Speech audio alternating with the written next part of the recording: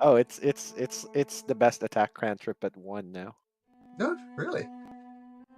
So, welcome officially to the crown of the Oathbreaker. It's a pleasure to be DMing this campaign with you.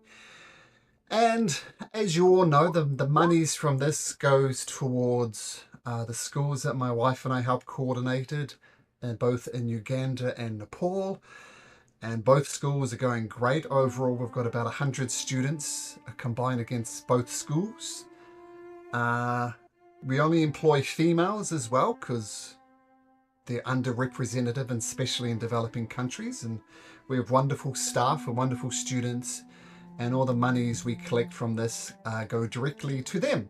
So thank you for being a part of Meaningful Gaming. You can roll dice and help people all at the same time. I really appreciate you guys being part of this game. So thank you. So enough of the preamble. So to understand the present, we must first begin in the past. The land known today as the Kingdom of Aglarion has a rich past spanning thousands of years, influenced by cataclysmic events that involved multiple planes of existence. Since the dawn of time and prehistory, all the way to the current state as a monarchy, the land and its rulership has changed many times. Several key events have shaped its past, namely the descent of the Dark Star and the shattering of the moon and the Dark Angels during the mountain fall. The rise of Sareth, who in fact shattered the moon, the rise of Sareth of the Shining Light. Her beautiful example, though, was quickly replaced by a cruel theocracy that banned all other religions that they didn't like. But they too were overthrown, and the Kingdom of Aglarion became a monarchy, first led by King Razmel Melkar and Master Arlen the Constructor, the first Archmage of the land. These events have all left deep marks on the history of the realm, and the legacies of these dark times can still be felt in the fabric of society. Today, the Kingdom of Aglarion is known as a thriving realm.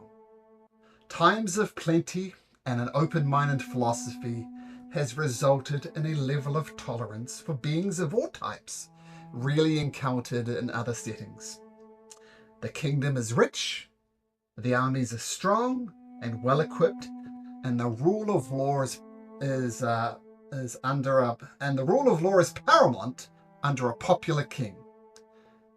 But even in these tranquil times, the Kingdom of Aglarion is a realm filled with adventure and danger that lurks behind the veil of peace, reaching into other planes of existence and into its deep, rich history. The royal family, up to a while ago, was ruled by these people. There's a current king, King Waldron Azanar, a very, very popular king. Everybody loves him. His son, Prince Krasnor, and his daughter, his wife, Queen Alyssa. For all accounts, a well-loved family. Unfortunately, not long before we start our story, Queen Alyssa passed away. Just got sick and died. Nothing so spectacular as an assassination or something. Just plain old died. And she was replaced by someone who was but a simple house servant in the kingdom. But King Waldron, by all accounts, fell head over heels in love with Queen Lyrencia, which surprised everybody in the kingdom because while he was loved, King Waldron, he was known as being quite a philanderer and would have several concubines and stuff. But once he fell in love with Queen Lyrencia, that was it.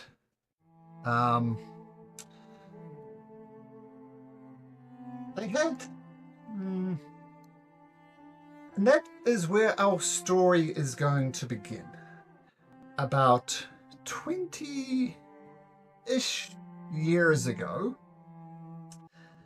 we find ourselves in the palace of Oathbreaker, the capital city of Eglarion.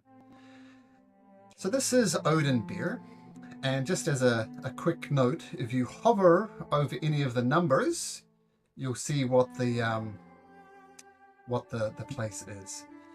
We're starting in the Royal Court 68. And there we see someone guarding a room. Why don't we start right there, Doug? Can you explain what we see? Who do we see guarding this room?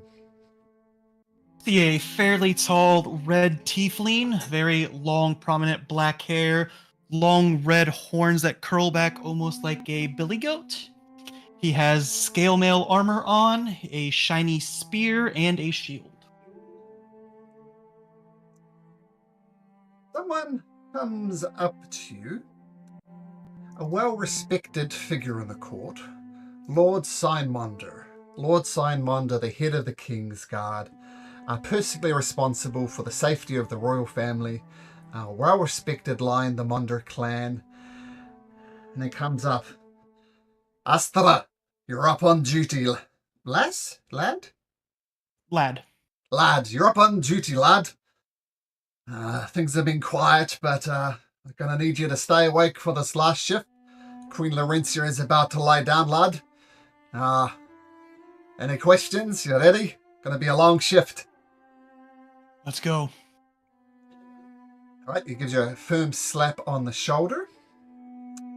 And then Queen Laurencia comes. She notices, and she soon lies down, and you hear a gentle snoring behind you, Astra. How does Astra handle these long watches? He bides the time playing a game with his spear of now you see it and now you don't. Because I don't want to release the whole information on it yet, but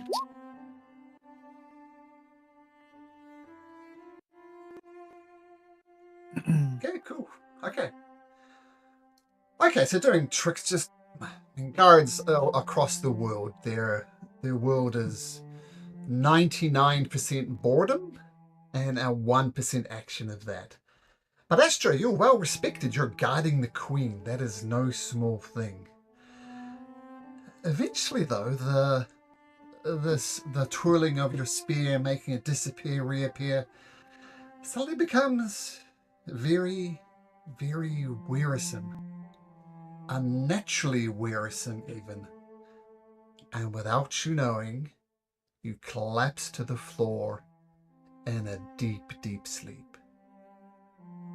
Now, with sleep, I mean, with sleep, you're not sure if you sleep for 5 minutes or an hours, but you're woken up by King Waldron Azanar, and he says, "Where is she?" My king, she was in her room. Takes a big gauntleted hand, grips your shirt, and just punches you in the face with that gauntlet. What the hell did you do? Falling asleep on the watch? You son of a bitch! Bam! He punches you again. It wasn't my fault. Something came over me. Something magical. Oh, don't give me that bullshit. I've seen you do that stupid spear trick, wearing yourself out. You should have been alert and on the case. And bam! He punches you again, cracks your nose. Blood starts spurting down. I'm sorry, King.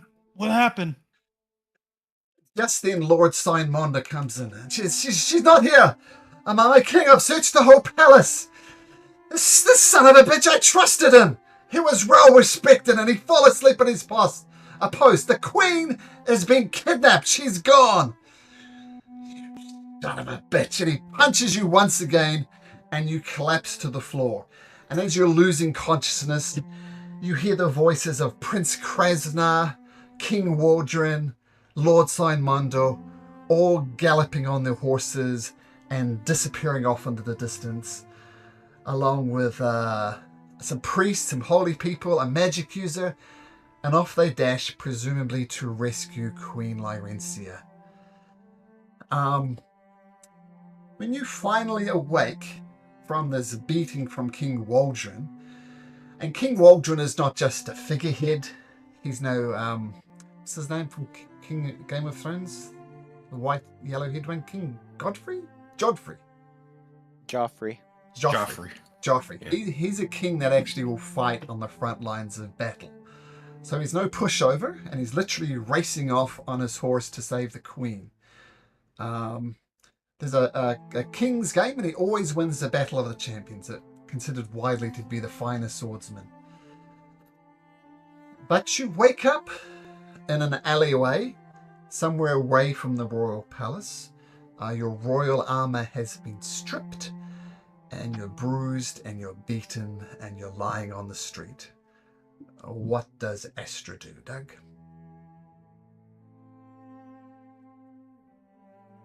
No armor, just my spear. I will I'll head toward the Lucky Leap. The Lucky Leap Tavern, which is number 44. In fact, I have a little map for the Lucky Leap Tavern, which probably none of you can see. But I'll drag you on so you can see in just a moment. Now, what do you do at the Lucky Leap? Look for some to Astra, to some lowly level basic guards, and just ask if I can join their regiment in their shifts protruding the city. Okay. I just want to make everybody should be seeing themselves on the map there. If you can't, let me know. I've done something wrong.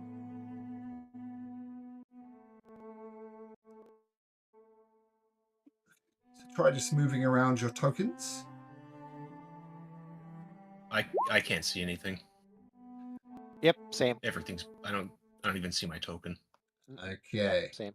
I don't think I have control over my token, which is probably why I get Yeah, same. So I'm only seeing 3 tokens counting Alright. Astra, Malcolm. I'm only seeing Astra, Pinky, and Vidinia. Oh, there we go. I see.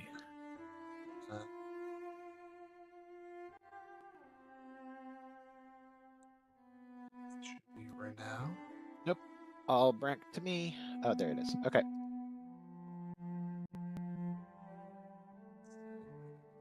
All good. Okay, so that sounds like everybody. Just make sure that doesn't happen again. Okay, so you're not at the Lucky Leap Tavern, but this is a good chance. They should be able to all drag your tokens around. And if you can't, once again, let me know. But I think if you can see now, you should be able to see. And sorry, Astra, what were you doing? Looking for some off-duty guards, seeing if I can join their regiment, since they would know my stature. I'm sure there's a couple of city guards here drinking at the tavern. And they say, hey, Astra, isn't it? You look like shit, friend. He'll spit some blood out from his mouth. Yeah, didn't go so well. Looking to join a new regiment. How about we talk it over and first round's on me? Well, back up a set there, friend. What exactly went wrong? You're a King's Guard. What happened? Some type of magical something overcame me. I randomly passed out while guarding the queen, and last I remember is the king beating me to shit and horse sounds as they rode off. Fell asleep guarding the queen? Not my fault. It was magical means. No, friend, I've fallen asleep at my post, more times than I've cared to admit.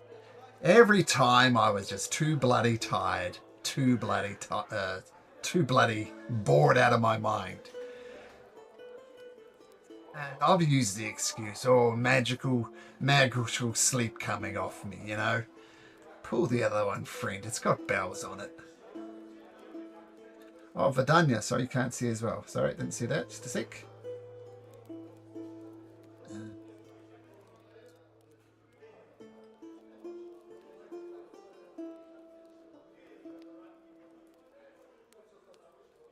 Okay, should be good now, Chris. If not, let me know.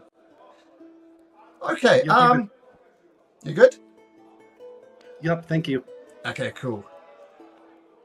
Astra, or Doug, I should say in particular.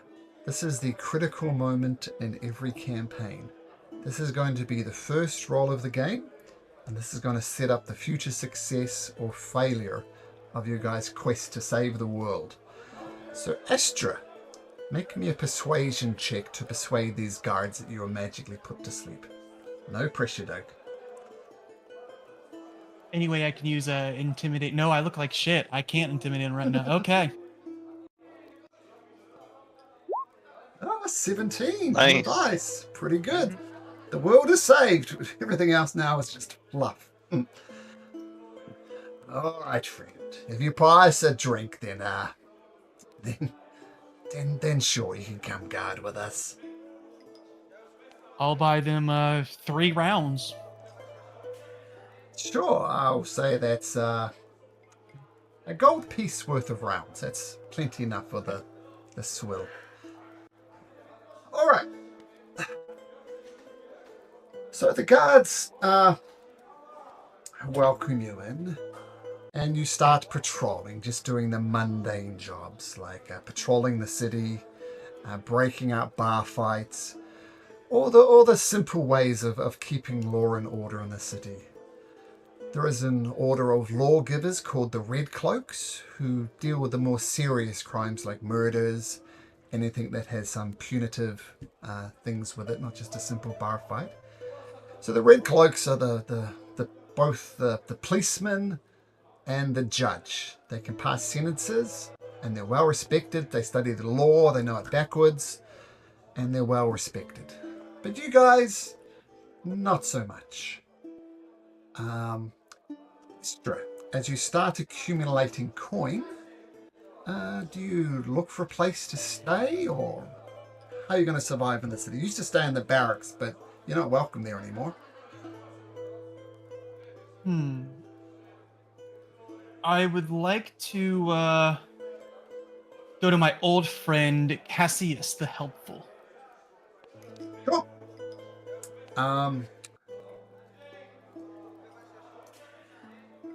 So, Cassius the Helpful is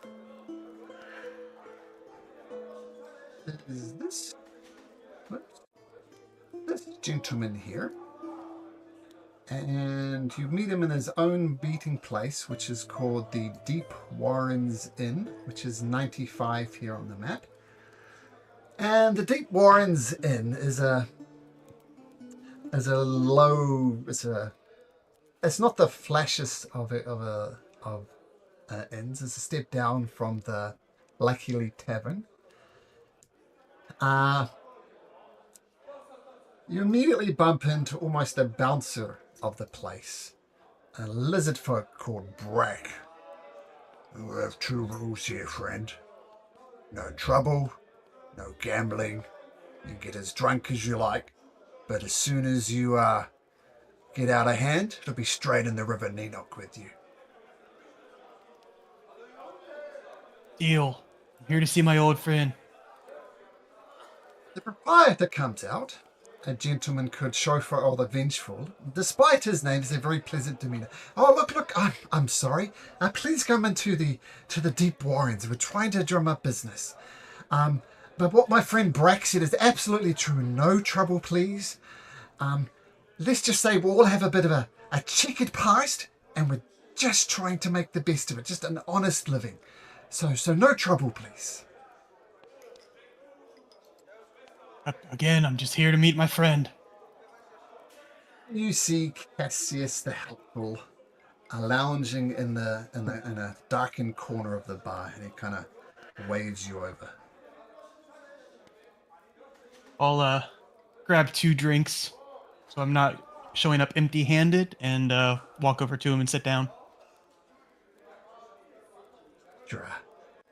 I didn't expect you to see you for a while. I heard you got yourself in a bit of trouble in the King's Court. That's why I'm here. but say you're a lazy arsehole and you fell asleep guarding the queen. First I heard rumors that you say it was a magical sleep. Either way, mate, you fucked up. Either way, King hates my guts. But maybe eventually I can get back to the royal court. I don't know. I mean, Queen Laurentia was saved, but Prince Krasnor was lost. So you could almost argue that the prince died because you fell asleep. You're going to have to start shooting gold or something, friend, to get back into their good graces. Yeah. Well, maybe if the king takes another bride, I can make an impression on that child, and that child might be my way back in. But the king is infatuated with his new bride. I can't see that changing any soon. Anyway, what can I do for you? What can I do you for, my friend? Well, I'm not as esteemed anymore, but I still have the statute of a guard. How about a little, what about an accord between friends? You got somebody that needs shaken down, I do the shaking, I skim off the top, we both benefit. Absolutely do have someone that needs shaking down. There's this lady. Her name's Hannah Blodwell. She lives in the shanties, but don't let that put you off. She's got coin to spare. She owes me a bit of money. I'm gonna need you to go down there. She owes me 10 gold pieces, which doesn't sound like a lot, but it's the principle of the thing, you understand. You go shake it down. I'll split the 10 gold pieces with you. How's that? Just between friends. Sounds great. In the meantime, I stripped of my armor and my shield since it was royal. Do you got a back alley shop where I can get at least some leather armor and maybe a shield? Absolutely. And we can just say you can have a leather armor and a shield. We'll say you acquired that regardless, but you've lost your king's armor, of course. Alright, Hannah Blodwell, there's no street address I can give you, so go ask around in the shanties. You'll find her eventually. Shanties it is. Thank you, old friend. So you head through the South District. Here you are right here. The South District is a very poor area, a lot of petty crime here. The Royal Guards don't really patrol here. Sort of a lawless area of town. But it's not as bad as the shanties. This is a place where people can't even afford to live in the South District, which is saying something. So it's a bit of a tent city out here. When it rains, the streets turn into open sewers. It always smells. It's quite disgusting. But as you wander through the shanties looking for Hannah Blodwell, you notice that all the kids, their clothes are immaculately clean. There might be a button missing, there might be a rip, but some people have taken enough pride in themselves to scrub the children's clothes clean, even above and beyond themselves. So the children you see running around, thankfully not through an open sewer at the moment, are exceptionally clean. And as soon as they fall over in the dirt or something, their mother calls them back, scrubs them up, and puts them back together. But eventually, after asking around, you discover the house of Hannah Blodwell. It's a simple, cobbled together house, like sheets of tin on the roof, wood, and the outside, probably from nearby forest. There's lots of places for bugs and breezes and rain, and no place to escape from the heat. But it does have a simple door on the front. Astro. I'll do the polite guard thing first. I'll give it the very forceful knock. Just a second, friend. Just a second. And a lady comes out wearing a washing cloak. She looks to be in her early 30s. And she's got a little boy behind her, about 8-year-old, who kind of clings to her apron and peers behind. Hello, sir. No trouble, I hope. Everything's good here. Good evening, Mrs. Blodwell, I take it? Bodwell, but close enough. That's me, Hannah Bodwell. Bodwell. Miss Bodwell, maybe we should take this inside. Are you sure that's proper? I mean, I'm a single mother. I can't be having men entering my abode. People are going to talk. You can talk all they want. Official business. You want everybody to know that your shit stinks or what? Please, language around my son. Just gonna stare at her. Oh, well, I best you better come in then. And she comes you up. She prepares you some very weak tea. You suspect the tea bags or the tea leaves been used more than once. What is it that I can help you for, mister? What's the problem? Alright, formalities are over. Hannah, you owe Cassius 10 gold. I'm here to collect. That's a misunderstanding. Nope. 10 gold or else, and I'll summon the spear. Oh, can I just explain? It was a big misunderstanding. I'm here to collect. Intimidation. Okay, maybe she can explain a little. There's no need for that. Look, the thing is, I borrowed some money from him. It was just like a gold piece. It was 2 gold pieces, in fact. And I missed the first payment, and it rocketed up to 5, and it rocketed up to 10. But I paid that original debt off many times. And if you take this money from me and my son Justin won't be able to eat. It's about to rocket up to 12. I'm sick of the yapping. Produce the gold. Rather hesitantly, she does produce the gold, but it's a bunch of silver and bronze pieces. Electrum, because Electrum is never used. And she hands you over this big heap of gold. Oh, copper and... You're short 2 silver. That's all I've got, mister. Open the silverware drawer. That's what we eat with. You want us eating with our hands, do you? Some food is better with your hands. Open it up. And she hands you her cutlery, which is 2 knives and 2 forks.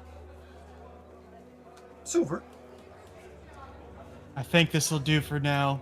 If Cassius isn't accepting of this, I'll be back. Sir, before you go, could you just spare us a couple of silver or copper so we can eat this week, please? You should be thankful I'm leaving your door on its hinges so you can stay out of the elements. Good day. And as soon as you leave, she slams the door behind you, and you hear the child sobbing into the apron of his mother, and vice versa. They're going to be hungry for a week, not for the kindness of strangers. Okay, so you return the gold to your friend. Cassius the Helpful is indeed all there. And this is a pattern that continues with you for a number of years, I'll say. Working as a guard, doing shakedowns for Cassius the Helpful. All of the shakedowns is brutal, Astral, or do you find it in your heart to be kind on anyone, or is you getting a reputation as a no-nonsense type of corrupt guard? No nonsense type, and the more he does it, the more his humanity is going, so it gets even more brutal and less cut and dry as it was like there. So as the years go by, you do this. During that time, the king has a daughter, in fact, during this time. Now, just as an aside, this project was funded by people, and people would submit pictures of themselves for a certain level of commitment, and then based in NPCs based on the pictures of these backers. I pray that they didn't base the next character we'll meet on any real person, because this is the son of the king and his new wife, Princess Athena.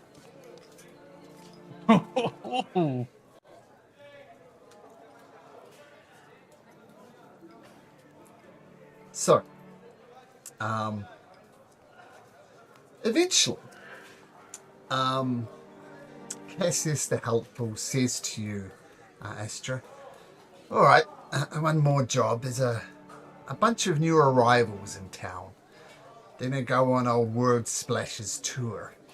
I'm going to need you Oh, to keep his an eye. nonsense again. Well, he's a bit of a blathering fool, but he does do a good tour of the city. So I just need you to keep an eye on them and report back to me what you see. Maybe there's some money to be made there. All right.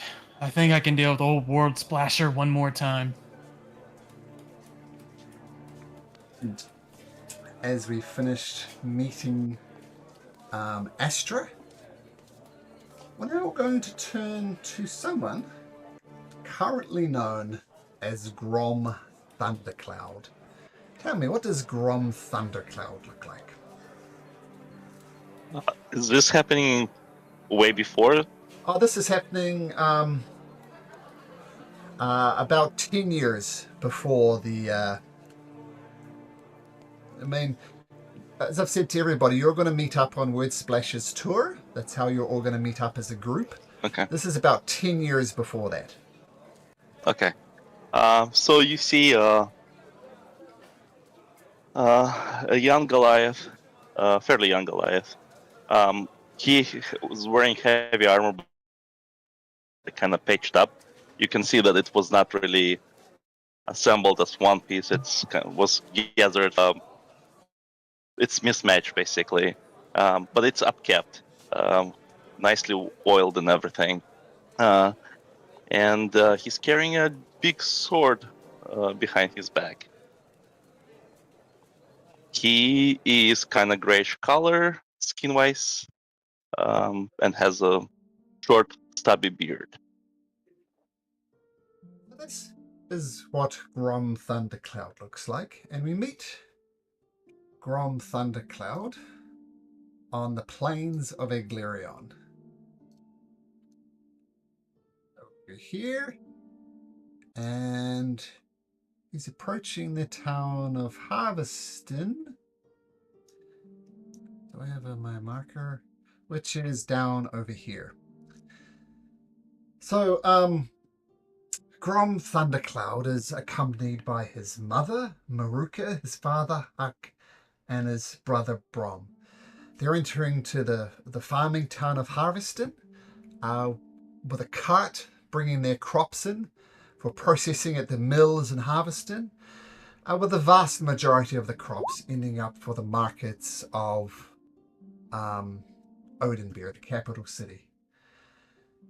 And So, Malcolm, I kind of screwed up then, because I thought it was after the events. So right now, then you see a very young, a very young Goliath, like basically almost a kid, just wearing simple clothing, helping his parents to move. sure, that makes good. sense. Sorry for the confusion. Yeah. So a young family. They seem happy by all accounts. Would that be fair? A happy family there. Oh yeah. Yeah. Mhm. So father's driving. Huck Thundercloud is driving the wagon. Grom and his brother Brom are just laughing and dancing around as her mother's playing games with them. And then your father's face turns grey and sullen. The jovial man you know doesn't look quite so jovial. And you look up in his father, and his face just looks ashen, which is impressive for a Goliath, but his face does look ashen. What does Grom do? He's really confused. He look at his father and, Dad, what's wrong? What's going on? Get on the cart, lad. Everybody on the cart. Why? What's going on? And you look and see his direction, and you see a band of about 8 people on horseback rapidly approaching you. They don't look like the king's army. They just wearing mismatched clothes. And Grom says, "Oh, this is bad. Everybody stay behind me and just do what they say, all right? I'll do the talking. And Okay. the horse, just stay quiet, just stay quiet. And your other brother Brom starts crying, and your mother Maruka brings him in and just tries to soothe him as these horses come thundering towards you. And there's years back, you remember this event, and the only person you remember leading the whole thing was this person, Sardius the Red. He appears to be the leader of this group. And they rush around you, who's thundering, and they do a couple of loops around the wagon.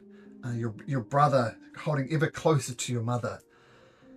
And Sardius the Red says, all right then.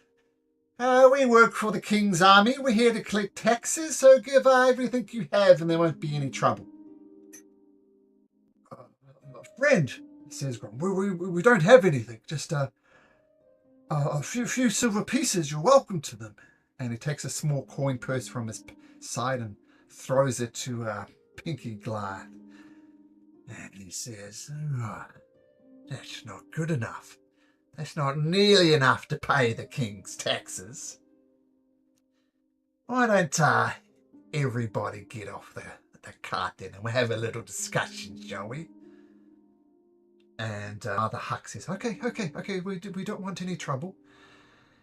And they, you all get off the cart, and Grom gets off his horse, and he says, oh, this is unfortunate. Do you know what the penalty is for not paying the king's taxes? Grom says, look, we don't know, but we don't want any trouble. And your mother Maruka says, no, we don't want any trouble, but we don't know. See, the thing is, with the king's taxes, you must pay a fine. The king has updated his policy. The fine's gonna be paid in blood. Mother, Mrs., make a choice. Which boy lives and which boy dies? No, you can't ask me to make a decision like that. That is inhumane. I can't choose between my sons. No. Then, we'll just take both of them then, shall we? What's Brom doing in this? So what's Grom doing in this moment? Grom is he's stunned. He's like, he can't believe that somebody's willing to kill him just to show the point. He's kind of like staring at his father and mother, like kind of moving his head back and forth, like with his eyes wide open, like two big saucers. So panic. Your mother's just gone hysterical. You can cry as much as you like, lady, but you have to make a choice. The young one or the old one? I'm sorry. Please forgive me. And Sardius the Red grabs Brom by the collar and throws him to the ground. Oh, sorry, no. Grom is me. Brom is brother. Just to be clear, yeah, they grab Brom. Okay. The brother. Oh, no, they. Let me get this straight. I'm getting my names confused. So I'm save Brom. He's the youngest to live. He's got so much. I'm so sorry, Grom. I'm so sorry. Grom is like, he's even more like, his eyes like now, like basically that's all you can see in his face now. Eyes so huge. He's like, Mom, what? I'm sorry, I had to make a choice. This bad decisions all around. And he grabs you by the ground, throws you on the ground, puts a heavy boot in the back of your young neck, and you try and struggle and try and move. Says, "Oh, it's Grom, is it?" And he picks up his sword, swings it around, completely misses you, cuts off the head of your brother Brom instead. He says, "Oops, I missed. Looks like there'll be 2 sacrifices today." And I've got to warn you, this is a dark campaign, and I'll be leaning into this. And the head of your brother kind of falls right at your face and looks into you. All right, looks like there's going to be 2 sacrifices tonight. And at this point, your mother turns into what my wife calls Mama Bear mode. She just goes berserk. She reaches up and knocks Sardius the Red to the ground and starts scratching out his eyes. Your father Huck does the same thing and just tackles him to the ground and just punches him hopelessly. And your mother, during this, she says, "Grom, forgive me for the choice I made. It's all gone wrong. Run, Grom, run!" At that time, I try to wiggle my body out of the hood that is holding me down. Try to push it. Yeah, I think I had the freeze. I think we're good now. I think we're good.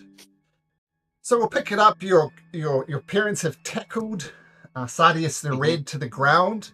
So it's easy enough to wriggle out from his foot, with your mother screaming and your father screaming for you to just run. And that's what I do. I don't even look where I'm running. I just know that I need to get away, and I'm running and not even realizing where, and not remembering where I'm running. Just keep on running and running and running until I maybe fall down without breath, like completely exhausted. You run away. You're basically heading west on the map, like along this sort of direction here. Mm-hmm.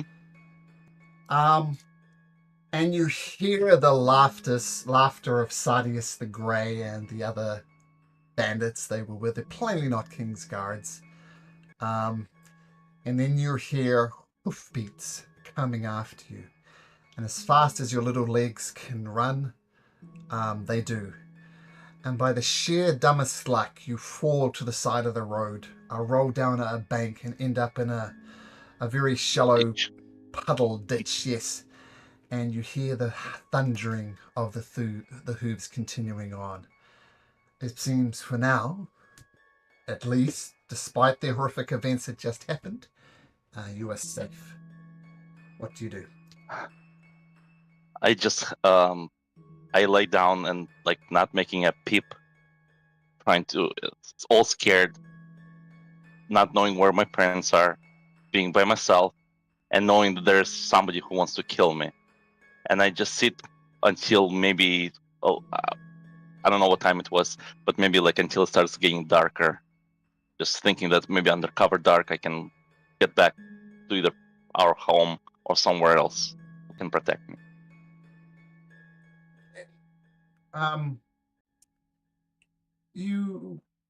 Once night falls, you start heading back to Harveston. The whole town of Harveston seems to be raided at the moment. There's absolute chaos there. So you stop and think, "Oh, I can't go there." And you return back to the Olden Plains to find your house. No brother, obviously, I guess. No mother, no father, nothing. And you know that they would spend every night here. This is where they would spend their days, or spend their evenings. Hard work on the farm at the break of dawn, relax in the house, enjoy family time in the evening. But the house is abandoned. Grom is just sitting by the house, sobbing. And he has basically going. I can translate hysterical, like not laughing but like crying, uncontrollably. But eventually he calms down, and I say, well, they're not here. I need to go look for them. I don't know where they are. Maybe if I find guards or somebody, they will tell me where they are. Where should I go? So I had, I think I know there is a bigger town somewhere, so I head towards it, trying to look for guards. But I also try to stay away from like anybody who I don't know. Like, so if I see a group of people, I hide until I can verify they're safe. So basically heading west. Yep. Rather maybe some PTSD or something. Mm-hmm. But basically, like I'm yeah. traumatized. So when you head for a day walking, it's about a hex. It's about a hex per day you can travel. And during the evening of the second day, where this horrific offense happened, and during when night has fallen and you're looking for a place to lie down, Mark over here the whole time. You hear the sound of hoofbeats coming down the road. Oh, not again! I hide in the bushes, and it's coming. Hey. So you duck down into the bushes. And you can't help but peek up and see that it's not a group of bandits, but it's in fact the actual king's army. And despite living in this quiet town, you recognize by reputation alone the person leading the horses. There's the most respected person apart from the king in the whole kingdom, who we've met before. It's Lord Signmonda leading these groups of horses.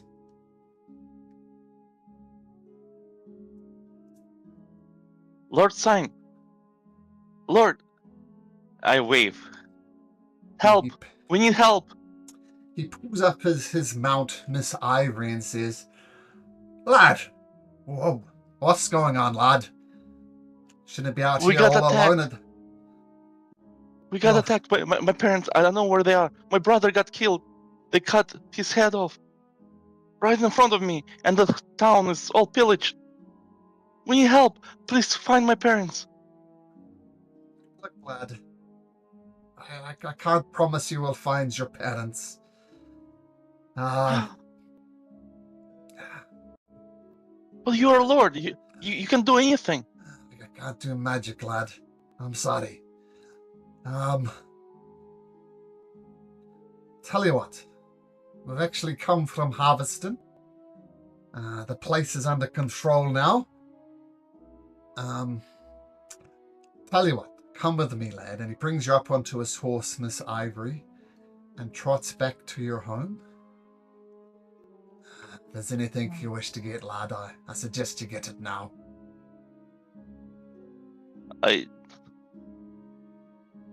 You see Grom just walking through the house with his head down, sad, but at the same time he's trying to telling himself, I need to be strong. I'll find my parents. I'll find it. They need to be ready. And I just grab, like, I don't know if where dad or mom put money. I don't really know. But I grab, like, some of my clothing, and I grab, like, a knife that mom used to cook with, and an axe that dad used to cut the wood, and say, I'm ready. I'll go. Right, lad. Come with me. And you get a lot of odd looks as you're marched on the back of Lord Signmonder's magnificent mount, Miss Ivory. And you cross over the Azure Bridge. There's a guy there called who controls the bridge. It's a magical bridge. When you stand on the blue thing, the captain there can flick a switch. This guy here, in fact, can flick a switch, and anybody on the bridge will be instantly stuck. A means of control. You will learn later it's just another invention of the first archmage of the monarchy, Arlen the Constructor. But no fines need to be paid for the king's army, but you do get odd looks. this Goliath kid, probably Lord Simonda is a dwarf, so imagine a Goliath kid is about as tall as a dwarf. And he eventually brings you back to the city of Odenbeer. Furthermore, he takes you to the... Where's my marker? To over here at number 63, the House of the Soldier. This is effectively the barracks for the Red Cloaks and guards. Estra would be familiar with this place. But Lord Simonda sits you down and says, "Look, lad, don't know about your parents, but I can't go looking for them. I'm busy. So you're more than welcome to stay here, as long as you can help out around the place. Can you do that for us, lad?" I will. And when I grow up, I'll golf. And strong, I'll find my parents. Well, you need to be training, lad. You know what the most important job around here is in the barracks is?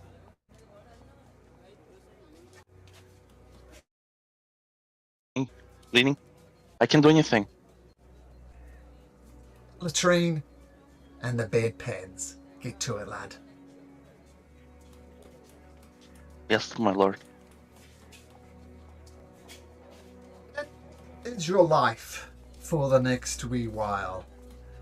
Grom, cleaning up bedpans, doing menial tasks, cooking, chopping up vegetables, but seemingly never getting anything really decent to eat. While you're grateful for the safety, I imagine it's starting to grind after you after a few years. Would that be fair, Grom? Oh yeah, I started resenting because I wanted to become a soldier or great, like almost like a lord, at least in my mind. And I want something make out of myself, and I seeing that nothing really being accomplished. I starting to resent a little bit my position. But by this time, you're not a man. You're not a boy. You're a man. Mm-hmm. So the way we describe, in fact,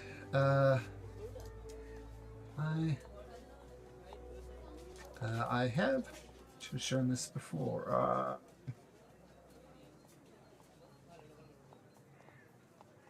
There we go. Big piece of art right in the middle of the board. That's what Pinky looks like now, right? This guy. Yeah, so he does collect armor, like whatever is and weapons that are kind of like not really being used, but he trying to piece here and there, picking up, and he's trying to find a job. Yep. Yeah.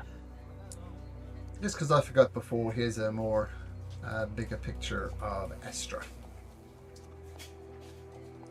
As you're cleaning out the pit latrine for the millionth time, it seems. Just outside the house of the soldier, you see a halfling gentleman. "Hello there, mister. Seem to be doing that every day, the pit latrines. How's that working out for you?" Honestly, getting a little bit tired of this. I need something better. I need to make something of myself than just being cleaner of latrines. I hear you, mate. I mean, you're a strapping lad.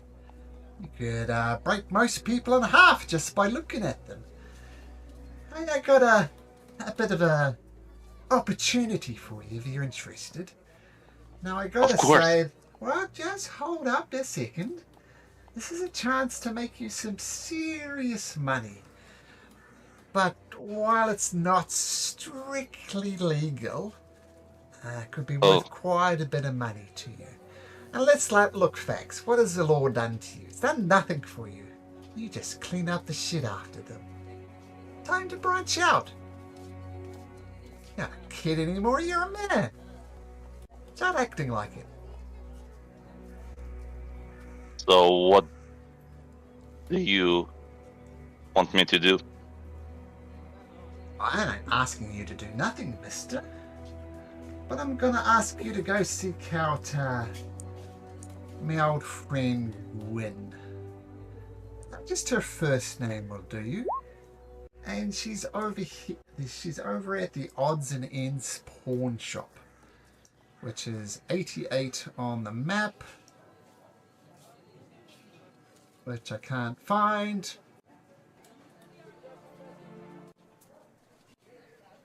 Anybody see 88? I see 89 and 87 and 86. Let's say it's here. Wait. I will just say it doesn't really matter. And you go into this ramshackle pawn shop. There's lots of junk in there. There's lots of things that would be quite valuable as well. And you see a female dwarf there. What do you want? Buying day today only. We're not just a simple pawn shop. So if you come to sell, well, piss off. We're only buying stuff, only selling stuff today. I What? told to see Gwyn. They said that I might have something work for me. Who sent you?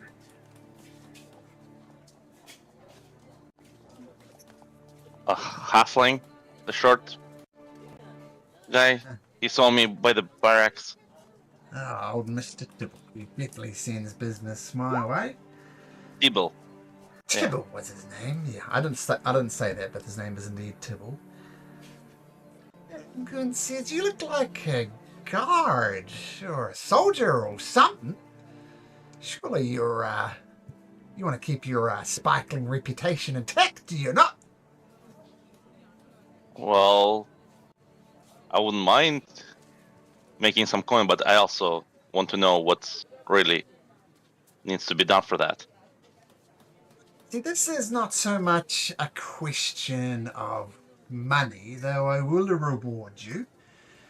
See, my family, dwarven as it is, we go back generations. And one of my damn fool gambling drunkard cousins, he managed to lose the family sword. Now this sword is a decent sword, but if I was buying it, I'd offer a couple of gold at most. But it has sentimental value. You get sentimental value, don't you? Yes, I understand. I still have that knife that I brought from my home. Sure. Yeah, so you understand this is not so much a question of monetary gain. It's a matter of restoring my family's honor. See, the problem, you recognize this blade, as I said, is pretty simple. The most notable thing, it's got a ruby in its hilt. Not a big ruby, but a ruby nevertheless. And that ruby has a history as long as a sword. Now, the problem is that it's stored in the armory in the house of the soldier. If you went and got it back to me, it'd be 100 gold pieces in it for you. What do you say? 100. Here it goes. But- You just wander in there. But they gave me a place to stay all this time. What have you done during that time you've spent there? I can't. Come on. We all know you as the shit carrier around there. You've been carting shit for days, for years. This is more money than you've seen in your lifetime, and it's just for me. For a sentimental old dwarf who wants something to remember their family by. It's really yours? Cross my heart, hope to die. I don't know. Should I do an insight check or Sure. insight? Genuine? Is genuine? I'm sorry, didn't hear you. Genuine. You believe that it's your Genuine. family sword. Well, it's only because it's your family sword. All right. I'll try to get it. Okay. So, this 100 gold piece still ringing in your ear, you head back to the house of the soldier. You know where the armory is, and there's a guard posted outside the armory just to stop anybody wandering in and out.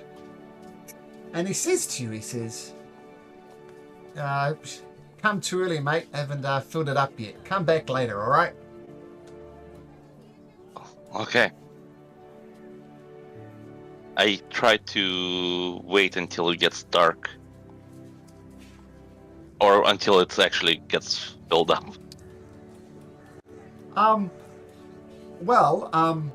What does happen is the guy finishes his shift.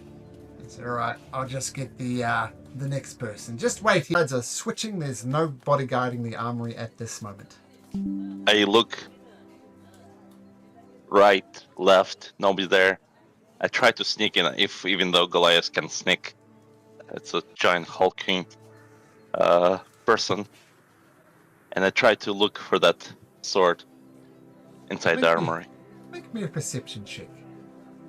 DC won't be too hard because of the ruby hilt.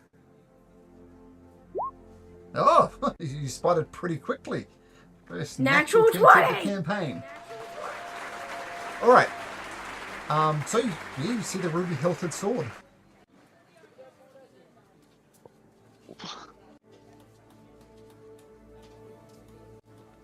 I reach, then I pull my hand back. You see the struggle. I'm trying to force myself to actually do it, or not to do it. There's inner struggle. And you see that finally the will to move on, to get this 100 gold, that it's the largest amount of money. I couldn't even imagine that much money. And I grab it, and I try to hide it under my cloak. Or whatever I'm wearing. As you leave the armory, a guard approaches. This guard has been kinder than you than anyone. His name is Merchant. Almost like merchant, but pronounced with a French accent, Merchant. Okay. Grom, you don't have authorization to be in the room? What are you doing? I was looking if it needs to be cleaned. You wanted You know, to clean random stuff in the armory. Well, that's what I do. I go in the buildings, I clean, besides latrines. Not in the armory, you don't. Look, what are you up to really, Grom? Nothing. What's that you're hiding behind your back?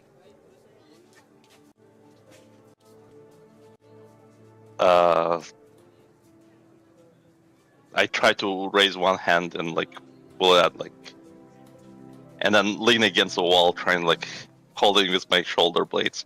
Nothing, you see? And I wave both hands. Grom, you're not fooling anybody. Look, I like you. I've been friends to you, right?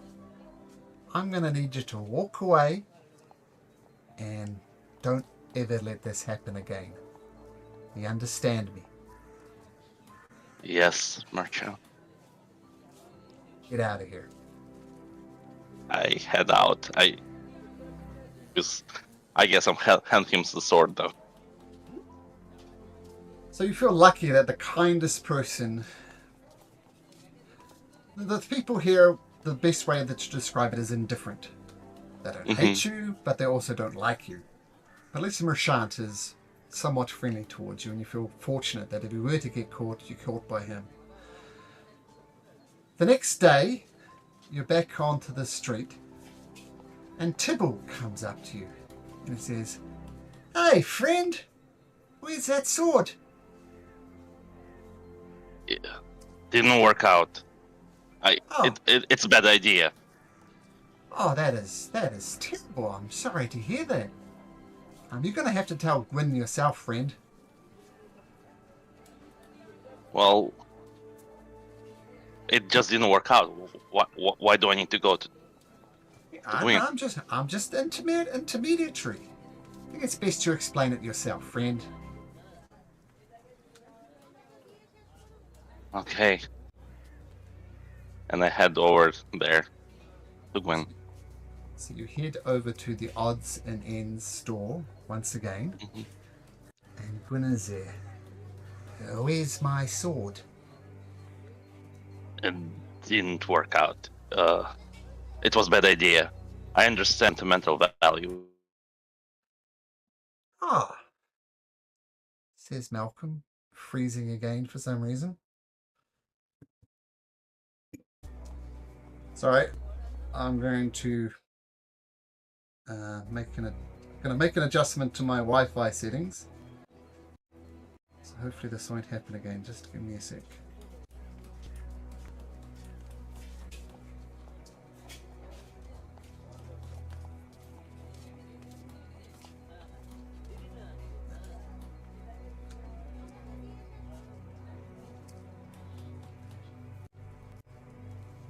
Hopefully that'll help. And so, Gwen says, oh, no hard feelings. No hard feelings. I'm sure you tried your best, right? I did, but I think it's not the right thing to do. Oh, you deny an old lady her birthright? Well, I'm not denying anything, but maybe you should find somebody else. I'm not. I should be doing the right things, not stealing. Even Oh. from place. No There's worries. nice people there. No worries, friend. All's well that ends well. And she reaches out a hand to shake yours. I reach out to shake. This old dwarven lady, maybe a third of your size, has got an incredibly strong grip. And despite your Goliath might, you wince underneath it. And she takes a knife out of the hand she's not shaking with, and she brings it up into your hand. She feels it cutting into your pinky finger. The pain is excruciating. You failed me, big arsehole. Now you owe me. Do you understand? You promised you'd do something for me, and you didn't do something for me. That makes you I either a don't owe coward. you anything. You owe me. You owe me. That sword was priceless to me. You now owe me the cost of the sword, which is around 1,000 gold pieces. And with another flick of her wrist, she completely removes your pinky finger. And now she's holding on to your 3-fingered hand as blood spurts out from the missing finger. Now, you find me that 1,000 gold pieces, lad, or we'll be taking more fingers. Do you understand? 1,000 gold pieces. You said you'd do something, and you failed. That's not. You didn't give me anything. I just said.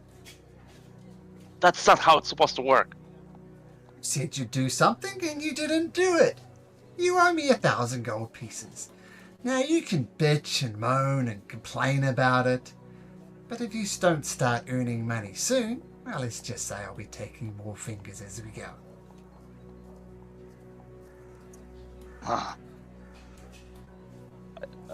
Is she by herself? There's nobody else. Oh, just her? Can I try to push her and just kind of walk away? Oh, tell you what, we'll make this athletics. She's at -2, so she rolls a 17. Athletics. Oh, The pain in your hand is just excruciating. You can try again though. This time she rolls a 3. You can't fail that one, I don't think, with your +5. There we go. So you go away from your hand. Your hand, just mutilated hand, is still bleeding as you rush out of the shop. 1,000 gold pieces, and don't you forget. So you go back to the barracks, and you start your menial tasks again. And you're missing a finger. Does Grom still know it as Grom? Well, let's say when I walked in, people ask, "What happened with your hand?" I'm like, "It got cut off by a door." I couldn't come up with a better story. I don't know. It was. Yep, sure. Do you acquire a nickname though? Yes. So then the soldiers start calling me Pinky. From this point just on, because I'm missing it. Yeah, Grom is kind of forgotten as Pinky does it. So this goes on for a while, and you know you're desperate to make money. And you know that Lord Word Splasher, that city tour guide, is always looking for people to guard and make things happen. So not long after your finger gets removed, not long after Grom is no more, but Pinky sticks as a name, you head over to Word Splashes to provide security for the guards there. Right. And that will be Pinky for now. Right. Now we'll move on to... You're going to have to help me here, Chris. How do we pronounce... Is it Vadanya? Exactly. Vadanya, sort of like a Russian kind of sounding name. Basically, yeah. Awesome. So what does Vadanya look like? Let me quickly pull up her picture for me. Drag her onto the screen. So for Vidania, you don't really see much of her skin if someone was to look at her. She's basically dressed in light leather wardrobe with some cotton. It's not like armor like leather. It's just more aesthetic to her, but the only thing that you can really see of her skin is basically just the bridge of her nose and around her eyes.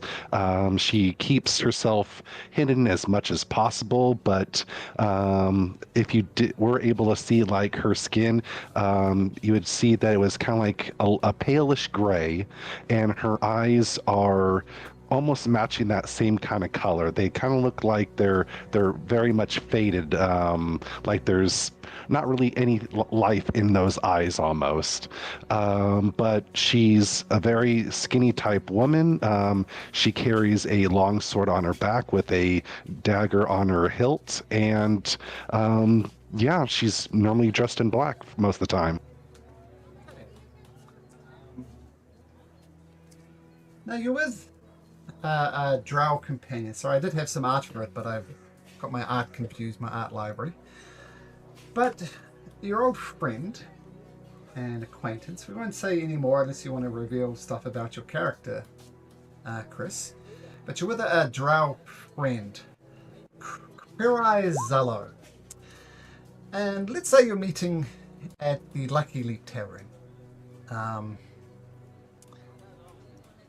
Which is 44 up here. And Quirai says, all right, Vadanya, we know the job we got to do. It's just keep it simple, right? We got this mark. His name's Lord Domarin. Apparently a very, very wealthy man. By all accounts, the marriage isn't going too well. His wife, former, shall we say, courtier of the house, is now the wife and spending money left, right, and center on her fat sons and her stupid dogs. So, Vadanya, what's our plan of attack here? She'll kind of smirk behind her mask, but she'll go, Well, I've never taken down such a high mark before, but a lord obviously is going to have lots of guards standing nearby. I feel the best approach is surveying his home and seeing what would be the best way to sneak inside. Sure. I think that's an excellent idea. That's why you're along on this mission. One problem, though. Because he's the right uppity muck, we're going to have to get away into the High District. And the problem with the High District is they pay their guards well, and they won't just let anybody in like us. So we could go in disguised, we could attempt to go over the wall, or something else. But we can't just walk through the front gates. What are you thinking, Vidania? She'll kind of reach to her backpack that's sitting next to her, and she'll kind of give it a pat, and she'll go, I have a disguise kit available, so I feel that would probably be the best way to sneak in. Dressing up as nobles, you're saying? Of course, there would be no other way. All right then. And say you leave the Lucky League Tavern, because this is really not the place to do these type of things. You head out to one of the quieter alleys, kind of behind the Lucky League Tavern, which would be the perfect place to put on a disguise if you so do so. So what do you dress up yourself and Queer Eye to look like? Just broad strokes description would be good. Oh, well, seeing that both him and I have kind of like pointy ears, she'd kind of like give them each kind of like palish, kind of like almost like elven skin, just to kind of tie in more into their own racial backgrounds. And but she would definitely give them some sort of fancier kind of like robes to wear when they're going out. Sure. So while they might not be silk robes, you make them look like silk robes, that sort of thing. Of course. I've got no idea. Oh, by the way, Chris, if you install an extension, do you use Chrome as your browser? For the most part, I use Firefox. You don't guys know if the extension works on Firefox? I'm not sure. It does. It does. It does? Yeah, they have. Okay. So there's an extension you can add. What's it called? It's called Beyond 20. Beyond 20, yes. Oh, you've already got that? I should. It should work. It's already installed. So you want me to just give you a roll just to test it? Sure. And we won't call this the first roll of your campaign. Well, this is just a tester. So just roll anything, and we'll see if it comes up. Gotcha.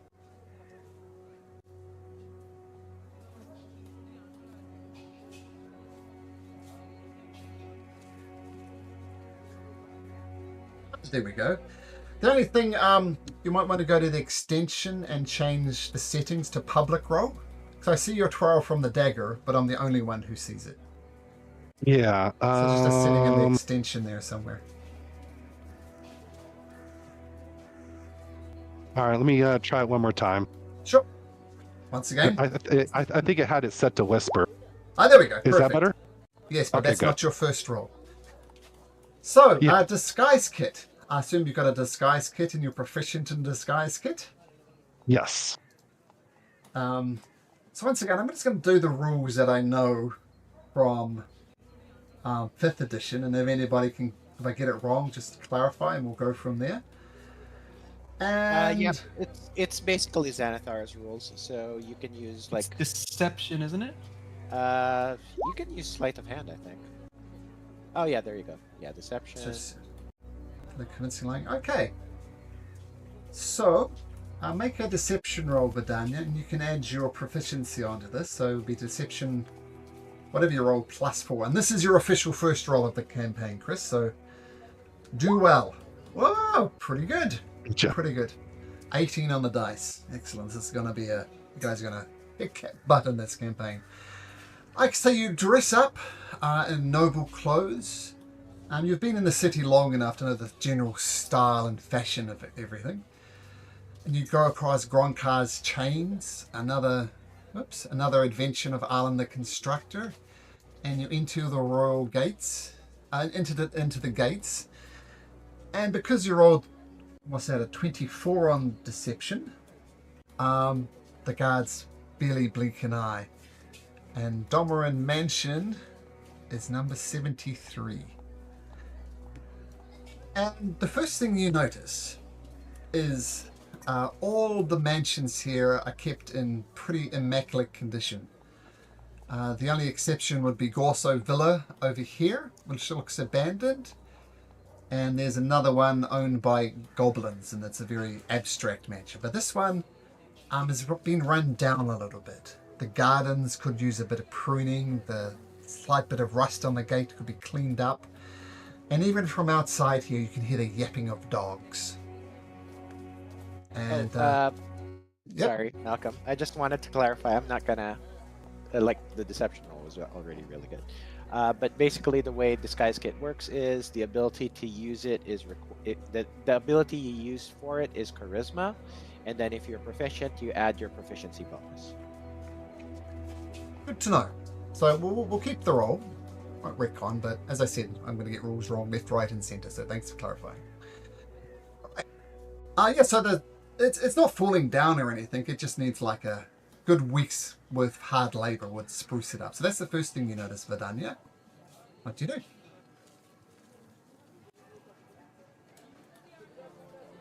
So are we in front of the are we just walking by these mansions, or are we in front of the where the Lord is staying at? So, sorry, I kind of got lost on what you were kind of talking about. So this is the mansion here, number 73. Gotcha. Okay. And you're just walking along, like going for walks like nobles do. But you're paying close attention to the Domrian mansion, and you notice that it's run down, and you can hear the yappings of dogs even from the outside. So it's just a casual look. Okay. But you can be less casual if you like. So what do you and your friend do? Queer Eye. Sounds like Queer Eye for the straight guy, but we'll stick with it, Queer Eye. So can I do a perception roll just to see if there's possibly like anyone in the windows, and then also just kind of like looking out to see if there's any kind of like guards that might be hidden or something? Make a perception check. Pretty perceptive, I see. Oh, not right now. I'm gonna say I felt like I set you up. We had a natural 20, but now we get the natural one. Yeah, still a 5, I guess. Yeah, you don't really notice anything from a casual glance on the street. You feel you have to get closer for you to make any type of meaningful, informed decision about how you might carry out your mission. And then for this mansion, is there walls, kind of like, or like gates around it? Yes, there is, but they're kind of falling apart a little bit. It wouldn't be you could get over them easy enough. It's just a matter of what happens once you're on the inside. But you could definitely climb the walls. Gotcha. She's going to look to Queer Eye and go, well, it doesn't seem like it's really well maintained. You sure this is the right place? Yeah, this is it. Matches the description. I mean, the dogs alone. I mean, the dogs are going to be a problem, right? I don't need to tell you that. So if we do get in there, the dogs are going to know we're there. I mean, they've got amazing noses on them, and there's a whole flock of them. I'm not sure if that's the right description, flock of dogs, but I think you get what I'm saying. What are we going to do about the dogs? She's going to kind of bring up one of her hands to her chin and kind of just rub it for a second.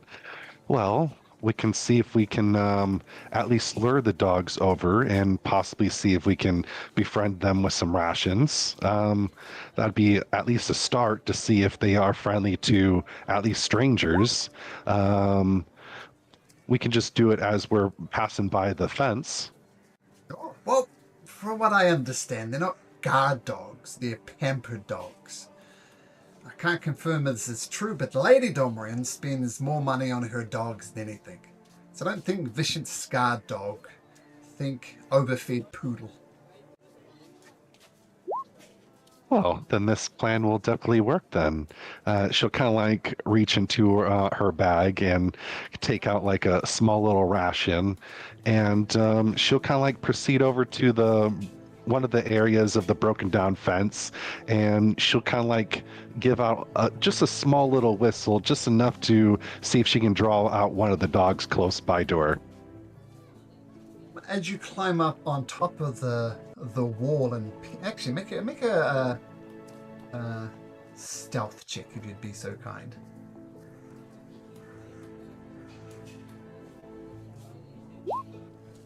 Well, it was almost a 20. So you climb over the wall, and actually make an insight check as well.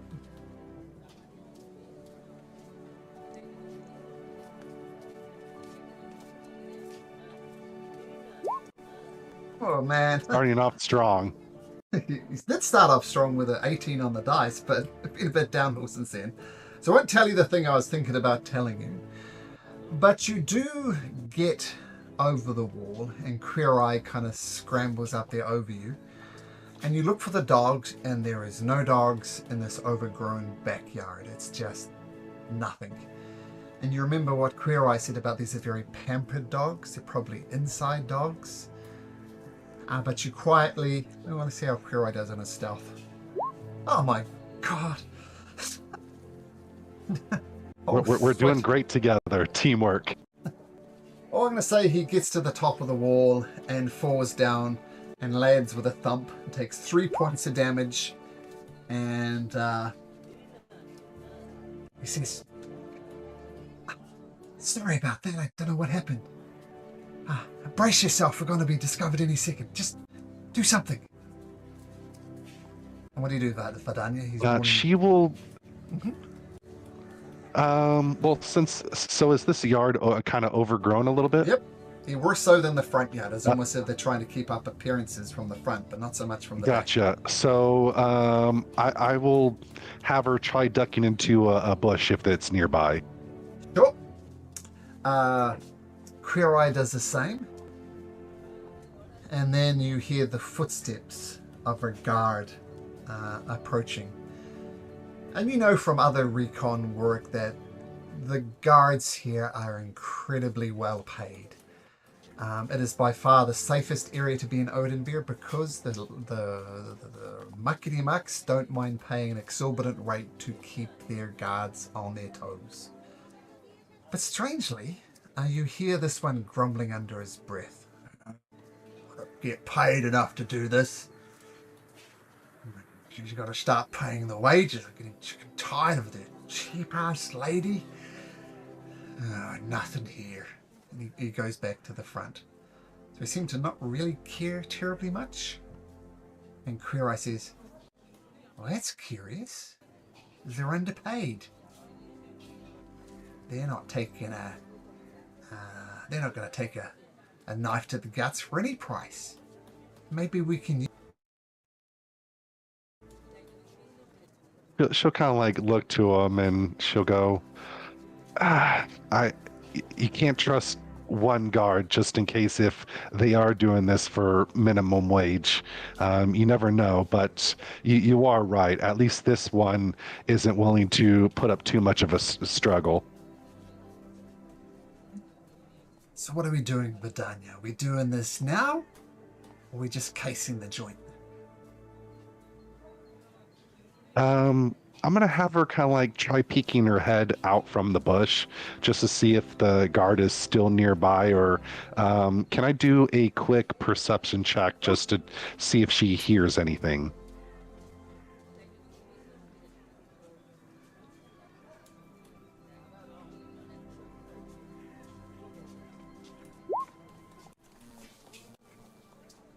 You hear the sounds of an argument from inside.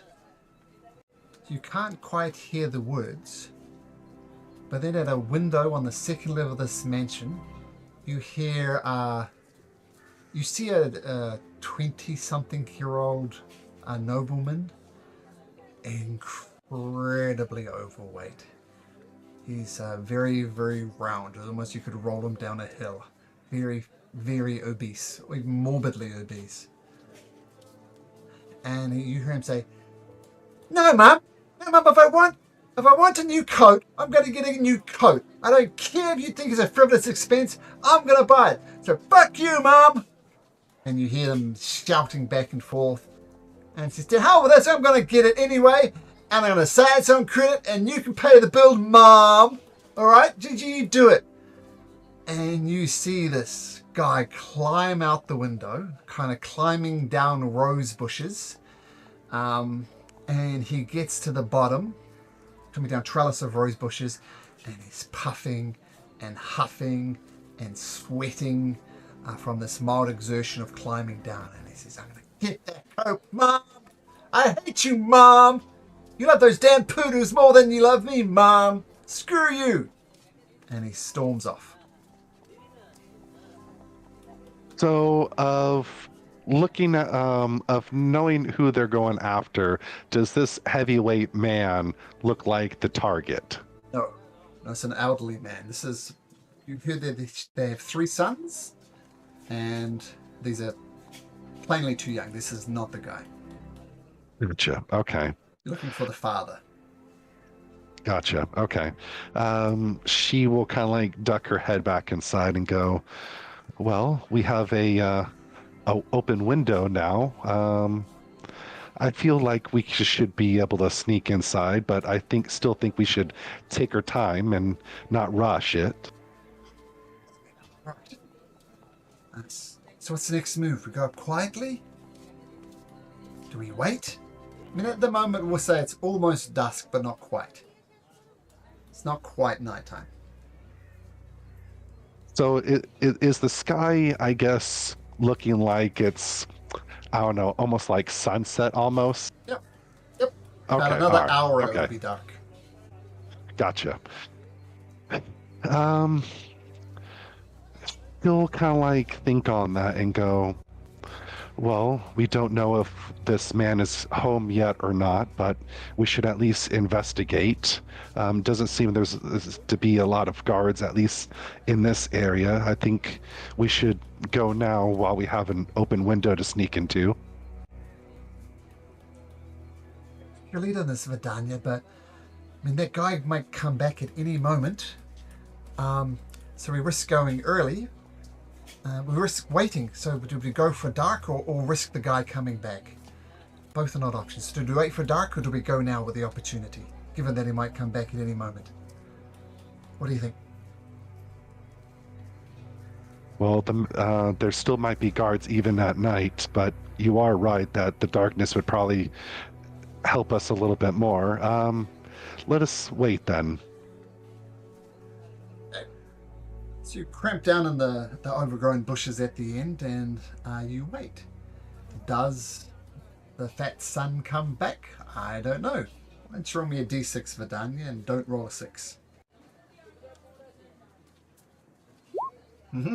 This time the natural one works out. So you wait for an hour, fearing that this Domoran sun will come back, but he doesn't. Night falls, and yeah, all you hear is the yipping of dogs inside. What do you do, Vidania? Well, after waiting for the darkness to come, she will. Oh man. So, just outside a game, does this guy know her true identity or not? That's your choice. Okay. No, actually, no. For reasons, he does. Gotcha. Okay. If that's the case, then I will have her change from her noble clothes and take off her makeup and stuff, and she'll kind of like change while inside that bush area. But I will have her pack up her costume and everything, and she'll go, "All right, the time is now. And with that, I will have her sneak out and head towards the house where just below where that open window is. That way she can climb up. Cool. Just before you do that, Queer Eye says, "What am I, Vidania? Am I lookout? Do you want me to stay out here? What's the plan?" She'll kind of like, just before kind of like leaving the bush, she'll kind of like grit her teeth a little bit and like glance back to him. If you're gonna come along, I need you to be quiet. Don't fall like last time. But why don't you be my lookout, and I'll sneak inside and see if the coast is clear. I'll give you a sign if it's clear. With that, Queer Eye disappears in the bushes, and you know that he's a lookout. And I say, "I'll make that owl sound if someone's coming." And he does a very good impression of an owl. Okay. So climbing up, easy enough to climb the trellis. So the fat Domrin brothers can do it. You can do it. And I'm also going to stay under the cover of dark. You can do that at advantage. So roll another stealth check for Danya.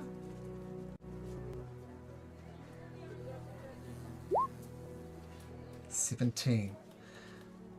So unnoticed, you climb into the second story and also the uppermost story of the Monder mansion. The first thing when you come in, you see an incredibly fat Labrador lying on its back, snoring gently.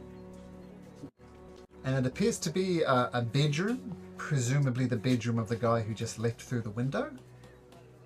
And the door's closed in front of you, Vidania. What do you do? He is going to very slowly tiptoe past that that dog, and she'll head towards the door and see if she can slowly turn the handle. But she's going to be going slow and steady this whole time while she's sneaking. Sure. I'm going to say, while the house is in disrepair, there's not so disrepair as the locks, the doors are starting to squeak. So no roll required as you open the door handle and you peek through. And the first thing you notice is the smell.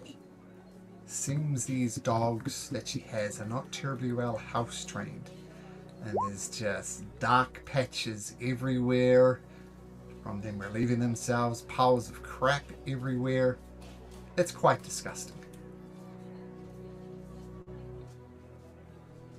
She is going to wrinkle her nose a little bit, and this mask is not doing much to kind of like cover the smell of it, but she'll kind of like bring up a hand to her, like over her mask, just to kind of like see if she can like prevent some of the smell from going to her nose. But she will kind of like step out, but being careful of where to step, because obviously she's not trying to step in this dog waste. So you start walking carefully to avoid the crap. Yes, but I will have her, before actually stepping out, can I do a perception check to see if she hears anyone talking, or possibly if someone is snoring, to lead her to believe that people are sleeping? Sure. Make a perception check.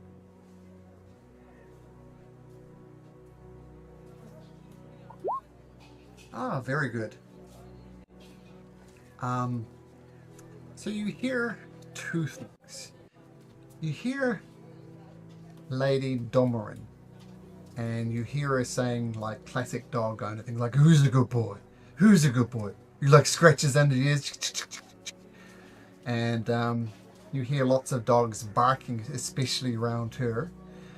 You see a servant out the corner of your eye just walking away from you, and they say, "I don't care how much or how little they pay me. I'm not cleaning this up. It's just ridiculous. So many damn dogs." And the servant walks away. But the thing that immediately catches your eye is some snoring sounds, presumably from an older man.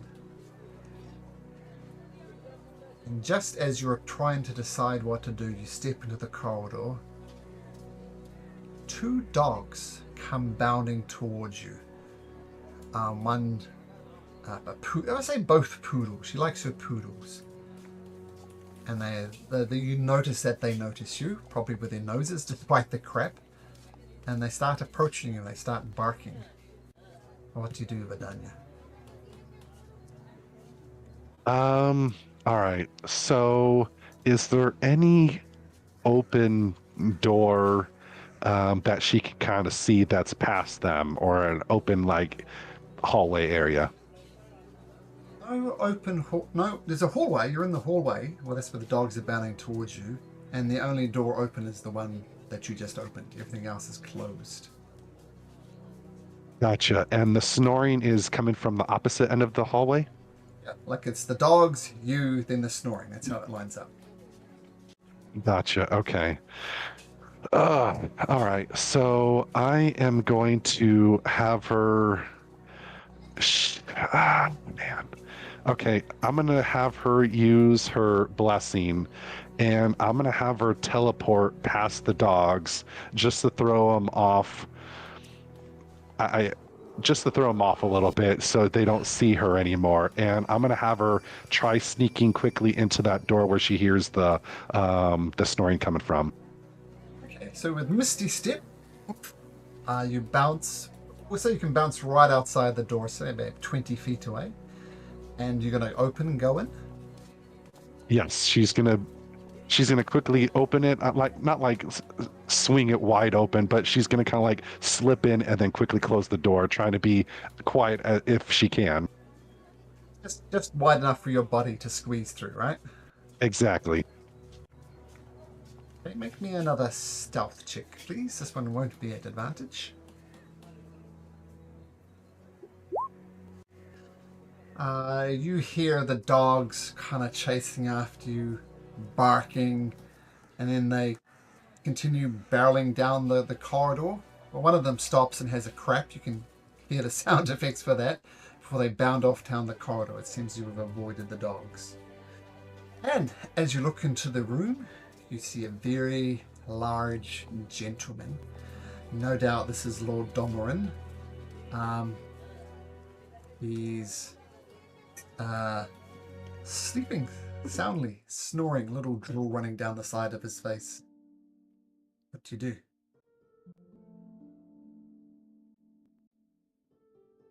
So outside a game, this is the person that she was assigned to kill, correct? Yeah, this is plainly the dad. This is plainly the person you're supposed to kill. Gotcha. All right. I will have her slowly take out her dagger, and she'll kind of like silently, well, not silently, but she'll kind of like very tiptoeing, gently walking to that bed, just to stand at the side, and she'll kind of like she'll raise up the dagger and kind of contemplate if this is the right thing for a moment. But I will have her go ahead and bring it to the man's throat. Easy enough to assassinate him if that's what you wish to do. No roll required. Just a simple. You know how to kill a person like this. So you insert the dagger, finish off Lord Domorin. Yes. Yeah, it takes a. He's chubby, not as chubby as his sons, but the knife is very sharp. She will put like her spare hand to his mouth just in case if he does wake up while he's having his throat slit, so he doesn't like scream out or whatever. Luckily you did that, because while he's going to die very quickly, it takes him a while to bleed out, but you hold his mouth shut, and his initial screams are quickly muffled by your hand before he whimpers out, before he's coughing up blood, and before that, the job is complete. Lord Domorin is dead. The other thing you notice about this room, there's no dog shit everywhere. It's just clean. Job is done. All right. With that, she will take out a small little amulet, and she's going to kind of give him a kind of like a funeral rite type blessing to him, because obviously this wasn't something personal for her, but she will kind of like hope for his like soul to find rest. Traditional thing to do would be to place either a bronze, silver, or gold piece on each eye, depending on how much you can afford. That would be the traditional way to do it. She'll go ahead and do a silver on each eye. Sure. Okay, the job is done. What do you do next, Vidania?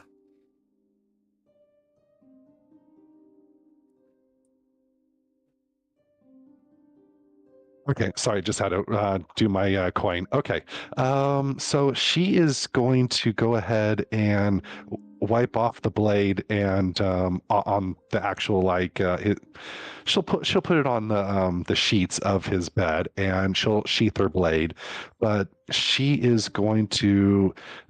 Is there an open window or well, not an open window, but is there a window in his bedroom? It's Okay, she's gonna sneak over to it, and she's gonna see if she can see if there's anyone outside of it. you glance around. Actually, make a perception check.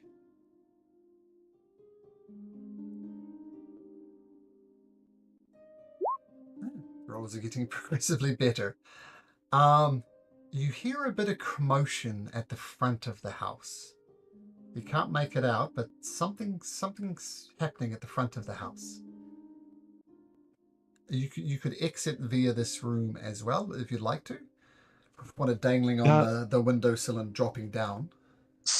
So, where this window faces, what side of the house does it face on? Is it like the actual side of it, or it faces towards the back, or where is it about?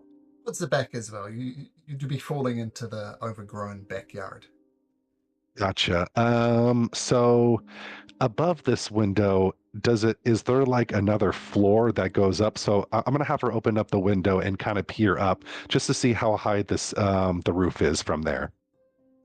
Oh, the mansion is 2 levels high, so you're on the top level, so there's just the roof above you. Gotcha.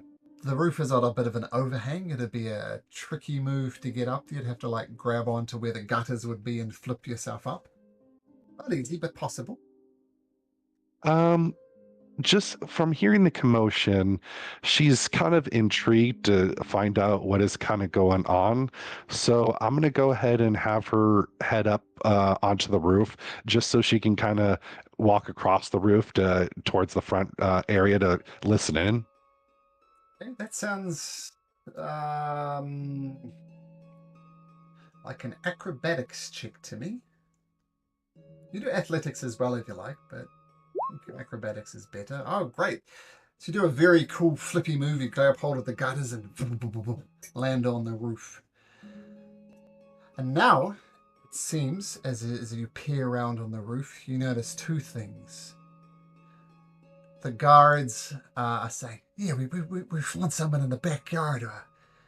We finished them off. Assume he's dead. I don't know if this is the only one, though. Maybe we should do a quick sweep of the house. And they're kind of talking about what to do with this intruder that's found in the backyard. And you can't help but notice to look where your friend Queer Eye was. And you notice he's not quite dead. You see him at a pool of blood and he's struggling and he's crawling his way towards the wall. Looks rather pathetic, but he's desperate to get out of here. What do you do, Vidania? So from her vantage point, can she see if there's any guard nearby him? Not at the moment, but they seem to be more concerned on searching the mansion. But you know what they're going to Gotcha. discover in the mansion and all hell's going to break loose. Of But no one in course, the of backyard course. yet. Gotcha. Okay. She's gonna go across that roof and she's gonna go ahead and quickly climb down. And I'll have her quickly try hustling over to where Queer Eye is. Queer Eye is holding on, but just. You've known enough death in your life, Adan, to know there's nothing really much you can do except maybe comfort him. And Queer Eye says, Adanya, this is the last one, mate. I'm done for. So outside a game, is there anything that I can have her do? Because I could have her cast Spare the Dying and then Cure Wounds him, but I don't know if he's meant to die or not. So, Well, as I said, you know he's on his way out. No amount of healing is going to save him. all right, okay. She will place her hand over his chest, and she'll go. I'm sorry I wasn't here for you. I shouldn't have left you alone. It is me who should be apologizing to you. I swore I would never reveal this information until I was dead. While I'm not technically dead, I'm practically dead. Vidania. Just a second. Just checking my notes about something. He says, you know, we do this for a living. We call ourselves birds of prey. And whether it's a noble person, whether it's a commoner, whether it's a beggar, whether it's a family member, we do it without question. And I don't know what you're going to do with this information, Vidania, as he coughs up some blood.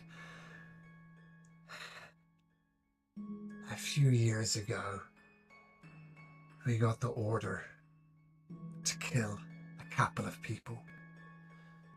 Given that we never say no to a contract, the contract was done and carried out. And I was the one who carried it out. The contract was for your parents, Vidania. The birds of prey took out your parents. Me and one other guy. I'm so sorry, Vidania. Her eyes are gonna look at him concerned while he's kind of like starting to talk, like, and then also a little confused because she doesn't know what he's gonna say. But just as he's like admitting this, her eyes start to open a little bit wider and wider. And if it wasn't for the mask, he would see like her looking very angry all of a sudden, and there'd actually be like a small tear kind of like starting to like fall from one of her eyes, and she'll go. She's kind of like at a loss for words, but she'll kind of say, "Who is this other person?"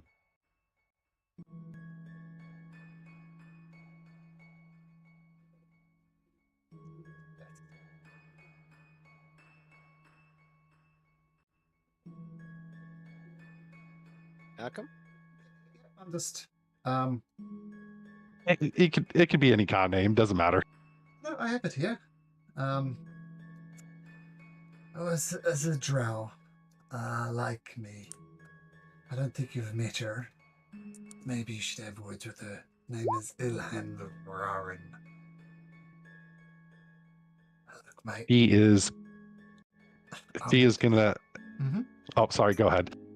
He says, look, it was me and Ilhane, and look, while I'm not doomed for this mortal world, I would not object if you did the finishing blow.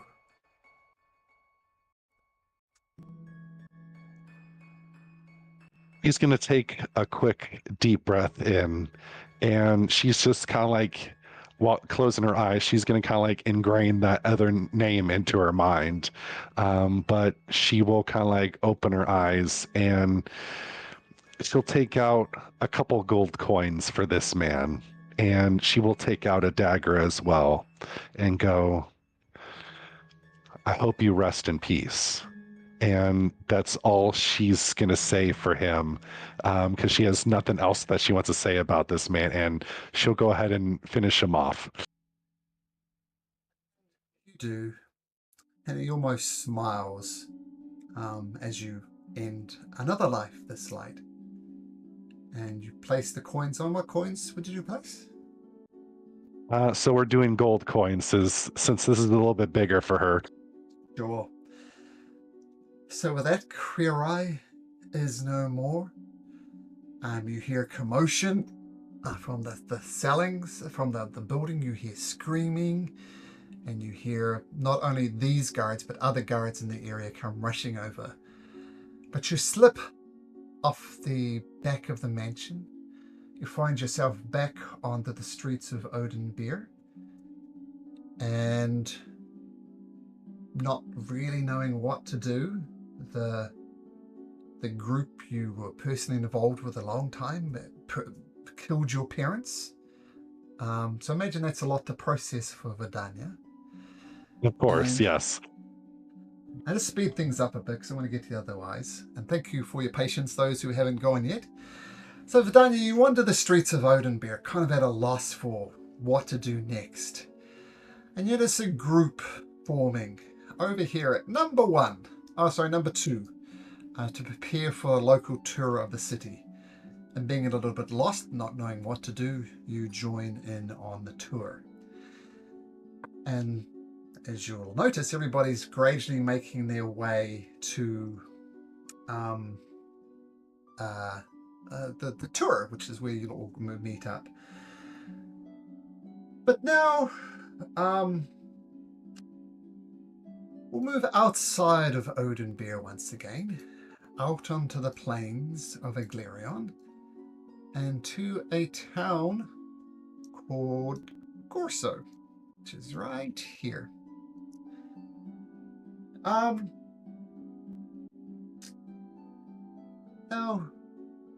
Gorso is we'll get to that in a second. But we start inside a brothel. It's called the Flirty Nymph. And we see a barmaid working there. The barmaid is maybe a few months pregnant, something like that. And the proprietor of the establishment, a nice gentleman who treats the staff with respect, comes up to the barmaid. And who do we see working the bar? Yeah, so you see a slightly pregnant young woman with long red hair and a fair bit of laugh lines on her cheeks, even though she's not laughing right now. She is busy, sort of like scrubbing away at the tables, just in like a dressed in kind of like a relatively conservative like barmaid outfit, as she's cleaning the bar area for the beginning of the day.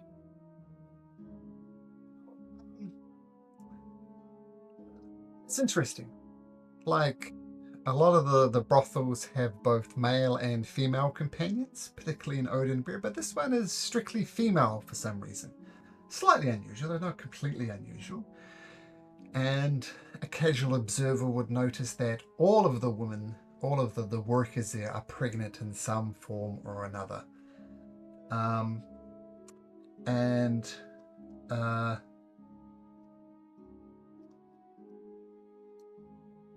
Just a second. There.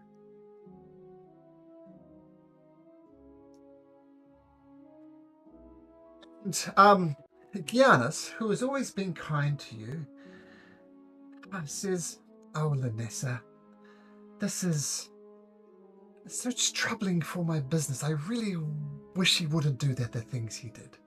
But enough of my problems. How are you, my darling?" Well, it's we're doing as well as we can, because at the end of the day, this is the village we live in, right? So all we can do is endure. Sure, With that, she sort of like scrubs the table a little bit harder than might be completely necessary. Endure, that's a good word, my dear. The Lord, it seems as if he's getting more and more obsessed with something. I don't know what it is, but it is most concerning. I mean, he just seems to want to breed and breed and breed and breed. Now, I know that sometimes I find it difficult to say, but sometimes he breeds without permission. And that is wholly unacceptable. Wholly goes against the whole idea of the flirty nymph, and it's disgusting. And I'm sorry he did the thing to you that he did to you. I am so sorry. She's gonna give him like sort of like a flat stare a little bit, and then she's then going to go, "Oh, Giannis, I know you wish that things in this village were better, but we both know that ever since that day, Lord Gorso has been running rampant, and I am not the first, or even like I doubt he even knows my name, other than just another broodmare. But I know you try your best, and I'm so sorry. This place is. I think you're incorrect in your assumption, because Lord Ziademos is calling for you personally. I'm not sure if he wants you to play music for him, or I'm not sure if he wants something else, but he is requesting your presence. I am so sorry, but I'm not in the position to refuse. all right. And so she seems crestfallen for a little bit, and then you see her sort of like visually, like visibly, sort of like gathering herself, and then she sort of like turns into, like, I guess like a valley girl almost, but like a super simpering kind of like brain dead uh person, and it's like, "Oh, you know how it is. It's it's fine. We'll be okay. In fact, this is a blessing. I'm so thankful to Lord Gorso for giving me this opportunity." And then she rolls her eyes a little bit, and then ah, all I can do is mitigate the damage, and like we talked about, just endure. It is what it is. He is our lord. He is our duke. We have we have to do what we have to do. As you get up to leave, the flirting of suddenly goes quiet. There's not many patrons here at the moment, just the staff, and they all look at you with somber expressions on your face as you leave. Now, Giannis did say he might be interested in music, so you're bringing a musical instrument, and if so, what? Yes, of course. I will definitely bring my lyre.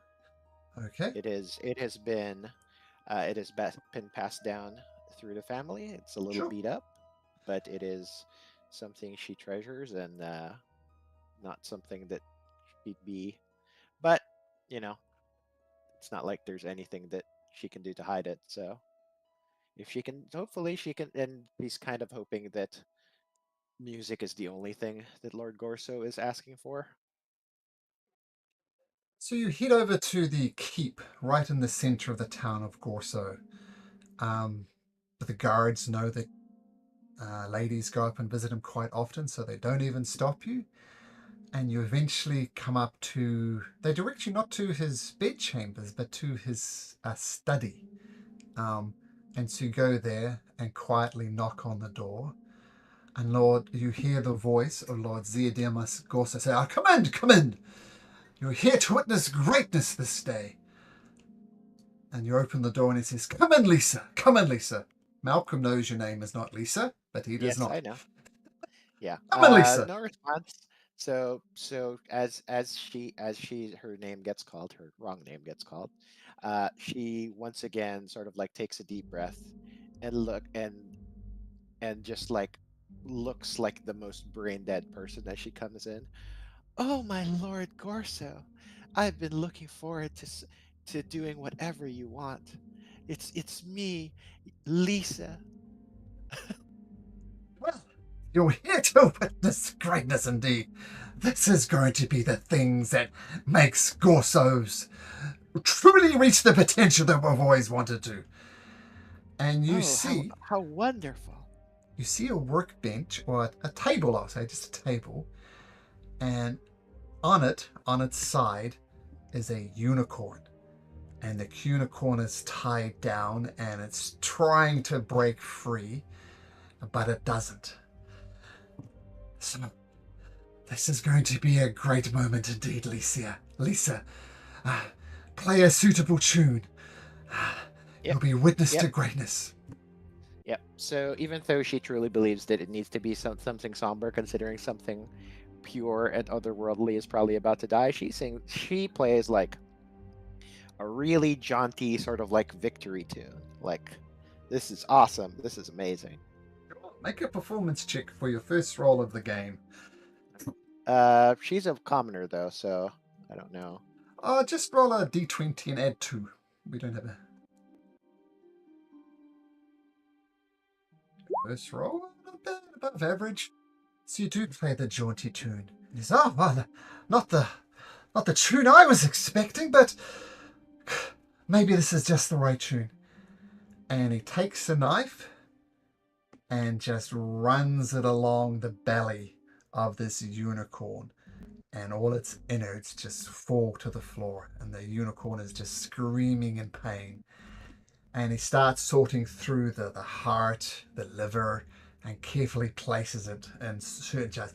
Keep playing, Lisa, keep playing. Yep. And I will keep playing.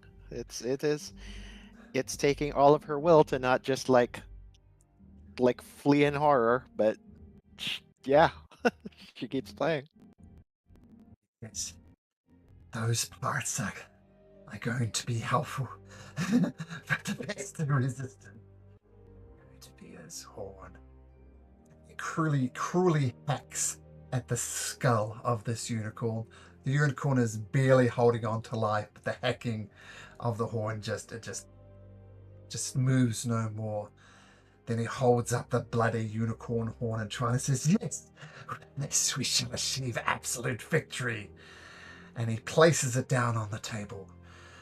"Now, take a breath, girl. I need to take a breath too. I need to get myself cleaned up and prepare this horn, and this is going to be a glorious day. So stop playing for a moment. Take a breath.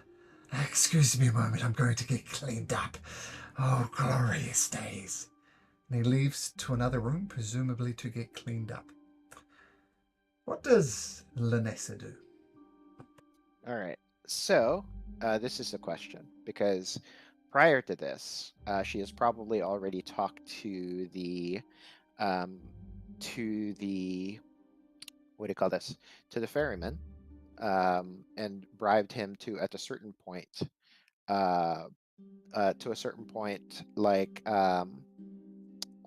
what do you call this? Ferry her across from the village and away to like across the river across the village. Quick question: is that like now, or is that like later? Now. All You right. know, you've talked to the ferryman. Like, Gorso's almost surrounded by a moat. There was a bridge, but it's been destroyed. So the only way back and forth is via this ferry.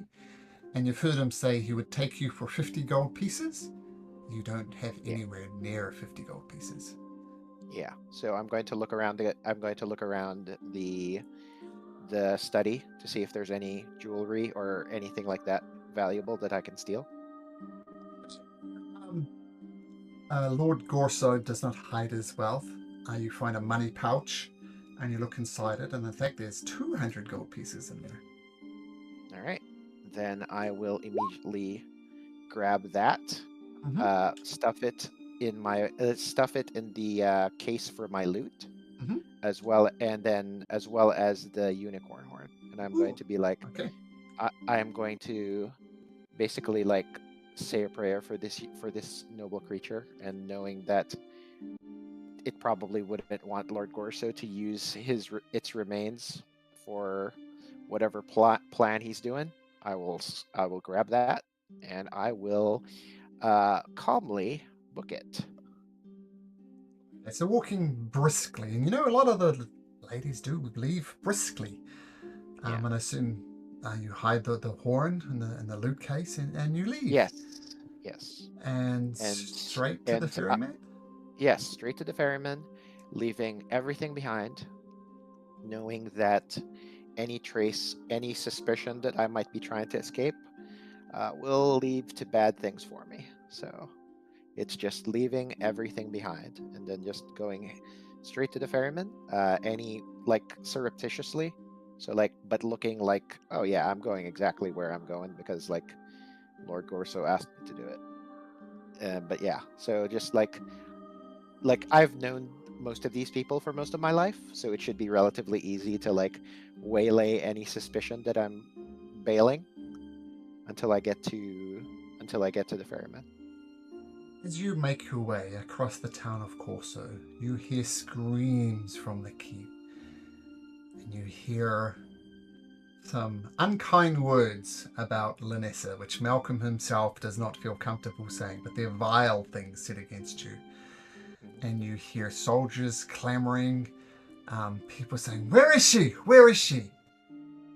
Yep. And I am done being stealthy, and I will book it to the ferryman, and then just like here, and then like as I'm going, I'm just going to like have 100 gold pieces out.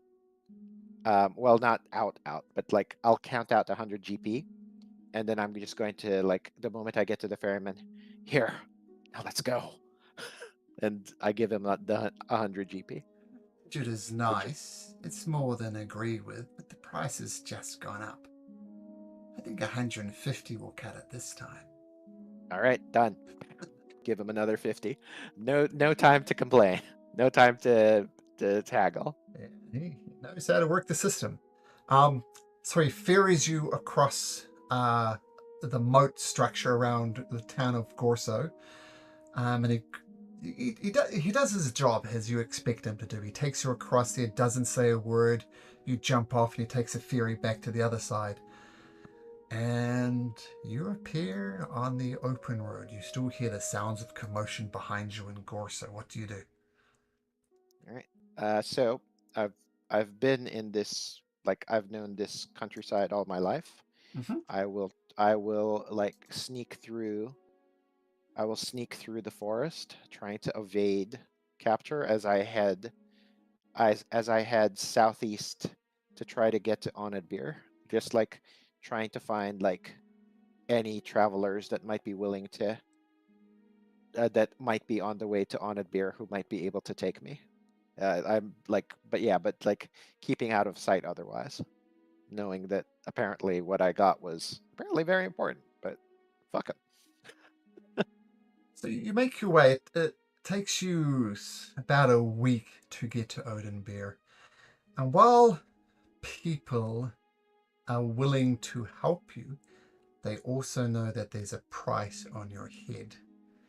Okay. So So once I find that out, I'm just going to just like hag it up. So I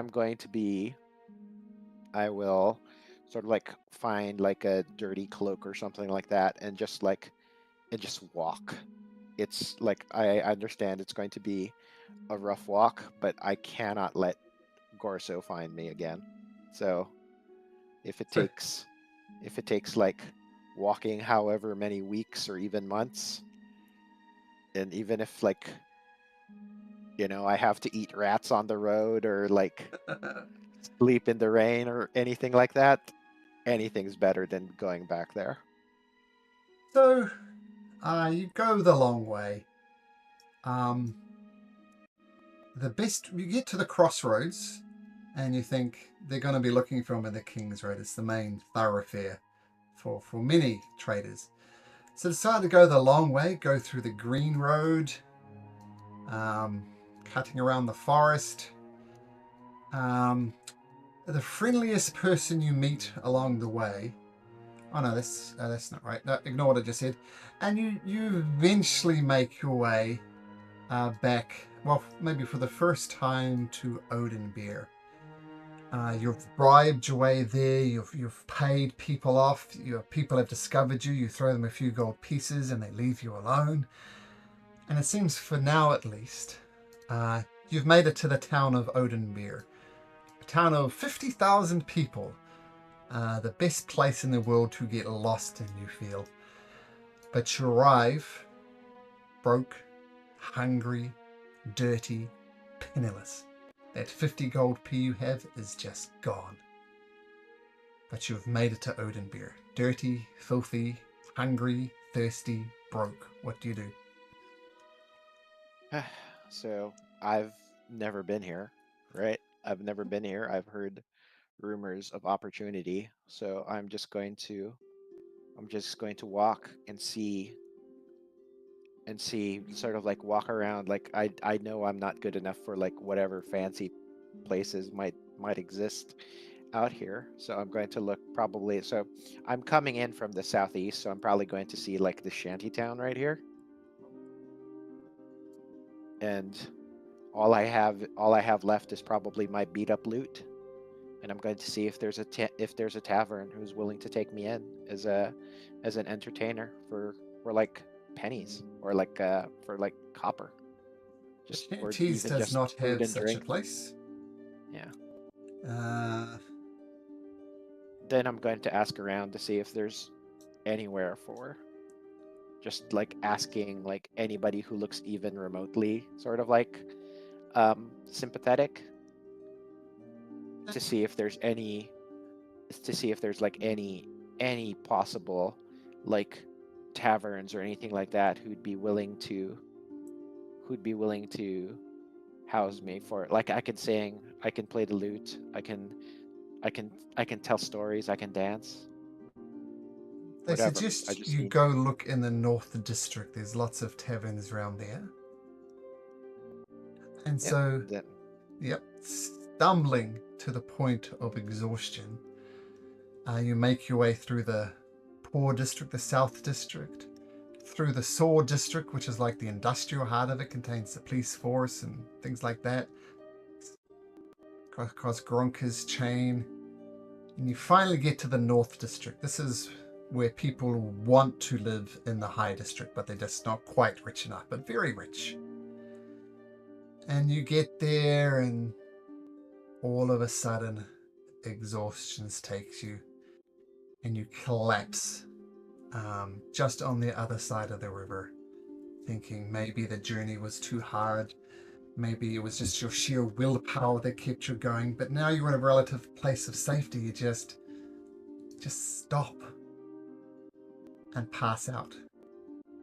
this is probably like the most rest I've had ever Yeah, in like a long time. yeah, maybe it's part of that. Maybe you think you can finally rest now that you're in a relatively place of safety, of being on the run for weeks, if not months. You're not sure how long you're out for, but you see a man standing over you as he gently snaps your wrists. Just to wake up, says, "You all right, love?" Oh, I apologize. I'm sorry. I was just so tired. I was just so Oh, tired. I no. apologize. I've been walking for so long, but I'll be okay. But Yeah. would you happen to know? I'm and she points to like her little uh lute. It's like, I'm a musician, you see, and I just came into town and I have nothing. But would you happen to know any taverns that might be willing to hire me for entertainment? All I need is room and board. I don't is whatever I can scrape by. I just like I just got here and I just need a rest. I'm so Look, tired. love. Look, love. And at this point you can see that she is visibly like pregnant. Yeah, Like, yeah. Say, look, love. You're obviously traveling for two there. I happen to be the owner of the Lucky Leap Tavern, and you look lost. And what I suspect is not the same type of loss. I've just lost someone very close to me. So I'll tell you what I'm gonna do. Come with me, love. And he helps you up and takes you to the Lucky Leap Tavern. And he says, all right, I'm going to offer you a job. First things first, you need to clean up and get some good food into you and a good night's sleep. I don't think this is some type of long-term scam. This is just completely free. As I said, I've lost someone close to me myself at the moment.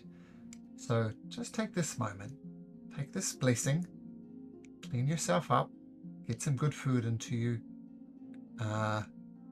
get some sleep, and we'll talk in the morning. That sounds great, Mr. Riciotane. Mr. Tane. Thank you so much. I don't even know how to repay you. I just thank you. And she starts like she starts silently crying. Like she's not sobbing, but you can just see the tears just falling from her eyes in sort of like relief that it's like, oh my god, I might actually be turning a corner now. Riciotane calls one of his barmaids and says, Madrika, help this lass up into her room. Bring some food up, make sure she's comfortable. And Madrika says, sure thing. And Madrika takes you up to your room, brings you food. It's a lot of food, but you can't eat it. It's tough to go from starvation to hit a big meal, but you eat as much as you can. And you fall into a deep, deep sleep. The best sleep you've ever had in your life. Eventually, though, you wake up, and Riciotane says, all right, you say you play the lute, do you?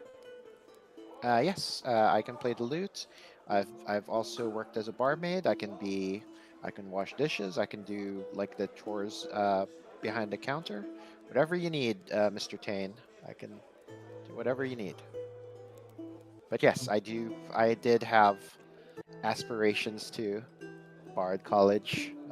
Clearly that didn't work out, but I'd like to think I have some ability with music. So keep the tables clean, help out Haka and Madrika, and play some tunes. You can use with a bit of class in this.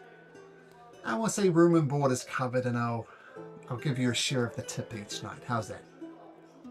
Sounds good, Mr. Tane. Thank you so much. I really appreciate it. I promise I will work hard. You won't regret this. It's Lanessa's life for the next few months. And I don't know if you can hear the background music, but that's a lute playing in the background, and that's Lanessa playing the lute. Eventually, Lanessa gives birth to a bouncing baby girl. Riciotane gets you some time off, but still provides you with a share of the tips. And you eventually have your own house in the South District. The poor area of town, but a step up from the slums, and you make enough to get by with having the odd treat now and then.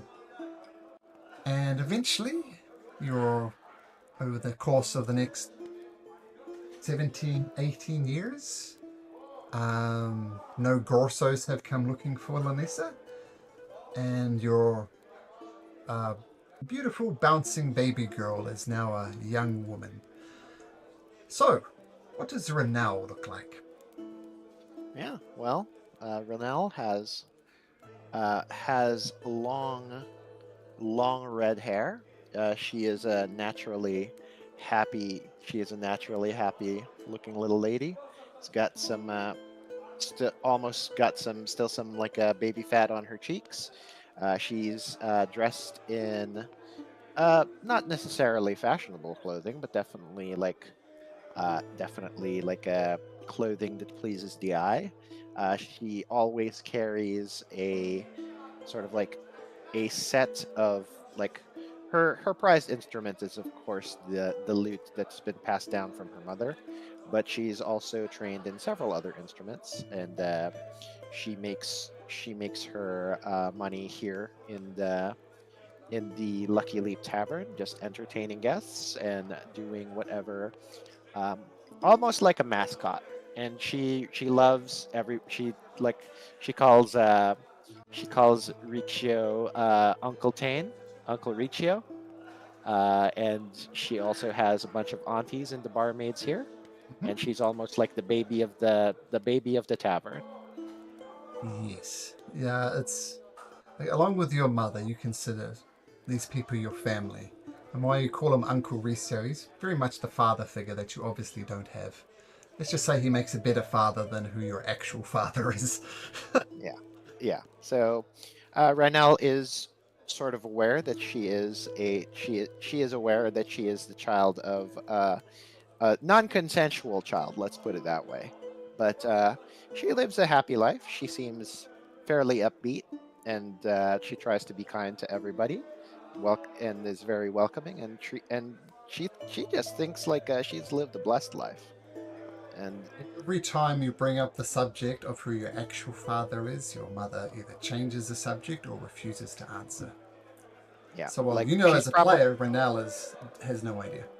yeah, and she's probably like stopped asking after the first couple of times because it is clearly something that is deeply distressing. And you know what? She's got a pretty good family here, so she is happy as can be.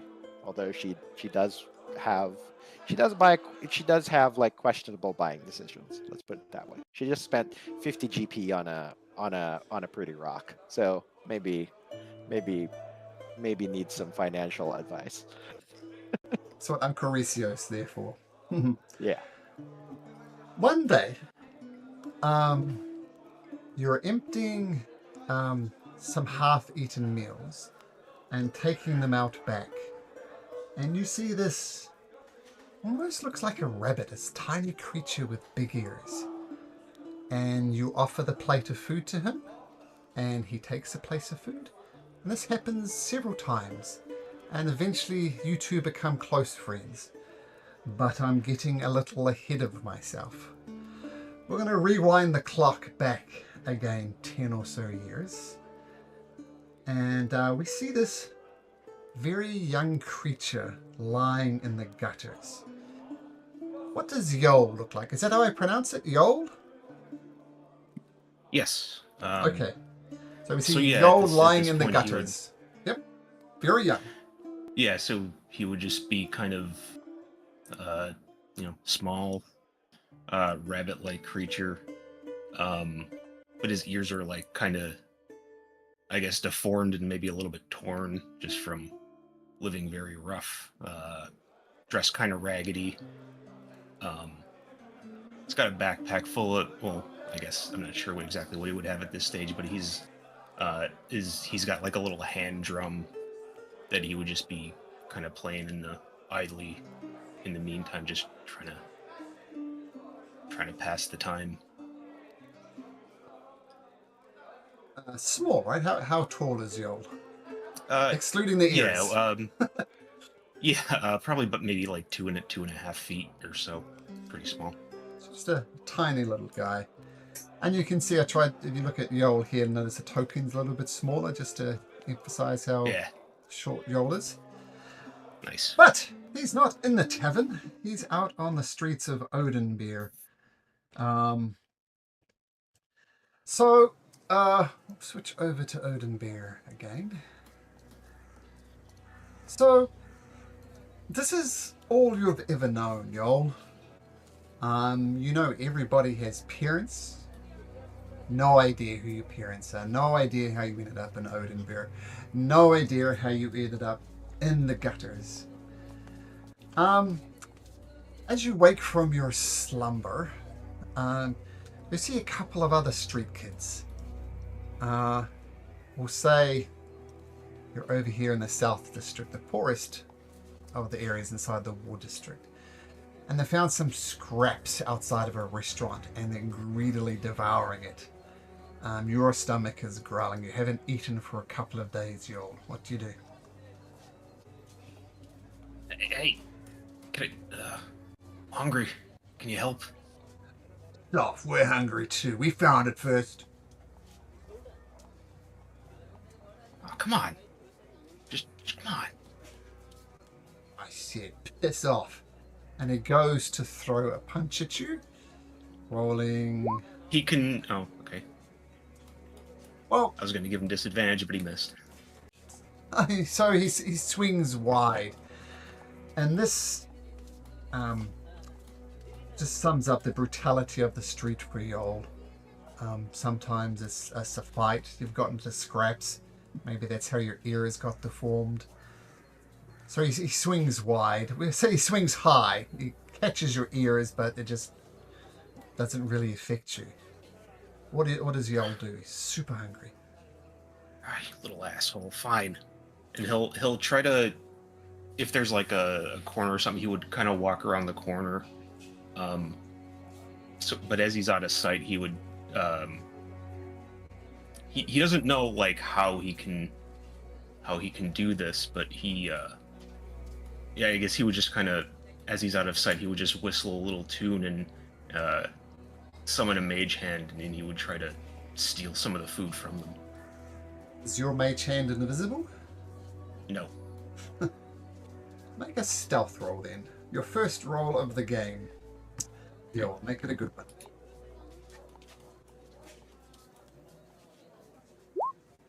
Pretty good. So you grab a couple of morsels of food and you get, probably we'll say your fair share of it. Of the 3 people there, you eventually get a third. And while it's not enough to quell your hunger, it's enough to satiate you for just a little bit. And this is pretty much your life for the next wee while, next several years. I mean, you start out as a little baby. Are you a heron god? I got that right, or is something else? Yeah. That's yeah. Yeah, so you start out as a little tiny Haragon. Not a rabbit. Calling a Haragon as a rabbit is an insult, but as such, it's a very useful insult against Harangons. Not the worst thing I've heard. Not the worst thing, but it's considered a derogatory term. Not a very bad one, but still a derogatory term for Haragon. And as Yol grows up on the street, he becomes older and older. He doesn't really grow much taller, but he gets more streetwise on the street, knowing which fellow street dwellers are to be trusted, which ones are to be avoided, and which ones just to run away from the certain museum. So you become a very street smart little Harangon. Your favorite place in the world, though, is the College of Minstrels. Should have looked it up before. Yeah, so I think he would, like, throughout his years, he would kind of hear just, like, little whispers about, like, performers and stuff, or he would walk by a theater and hear, like, cheers and the performances, and that's kind of what he would get his interest from. So over the several, I can't find the College of Minstrels. I should have noted down the number, but it's around here somewhere. But we're doing Theatre of the Mind, so whatever. So yeah, Yol spends his life surviving, and when he's not surviving, he waits outside the College of Minstrels and listens to their tunes, listens to their performances, listening to their practices. And despite you only having a drum, you start forming like very complicated patterns on the drum. And this carries on for several years. And you get so comfortable outside the College of Minstrels that eventually you get lost in the music. And you're playing along kind of expertly on your drum. Then all of a sudden, you hear a voice. You got your eyes closed, as musicians often do when they play. You hear a voice from above. Wow, that's actually pretty good. Well done. Thanks. You know this person. This is considered the best singer in all of Odenbear. His name is Talus Deepwood.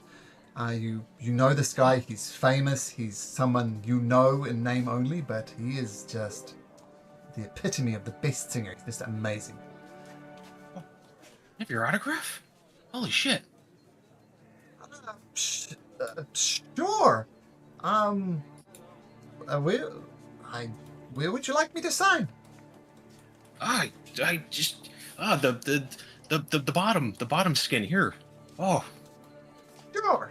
And he gets out an ink pen, and he obviously used to giving autographs, and he does a very flourishy autograph. There you go. What's your name, lad? Yol. Yo. I think I've heard your stuff. It's an honor. Oh, well, it seems the honor is mine. You're quite good on that little drum of yours. Where did you learn that? I mean, I just kind of picked it up. I had this thing for years. It's just kind of sat idly, and just kind of tapped away. I didn't really think I was that good. Listen to all these guys, I'm nothing compared to them. Oh, don't ever talk down about your art, my friend. Go and play us a tune. Make a performance check, Gold. I'll use luck and give myself advantage. Sure. And he's kind of using his mage hand to do like the kick drum pattern. Yeah, something I noticed as well. Luck, you necessarily need to declare it before. Ah, lucky you did. Wow, that is so. Yeah, that is truly amazing. I think you'd have a future in the College of Minstrels. There is a slight problem though. Master Fabian, he's pretty firm on this 100 gold pieces entry policy.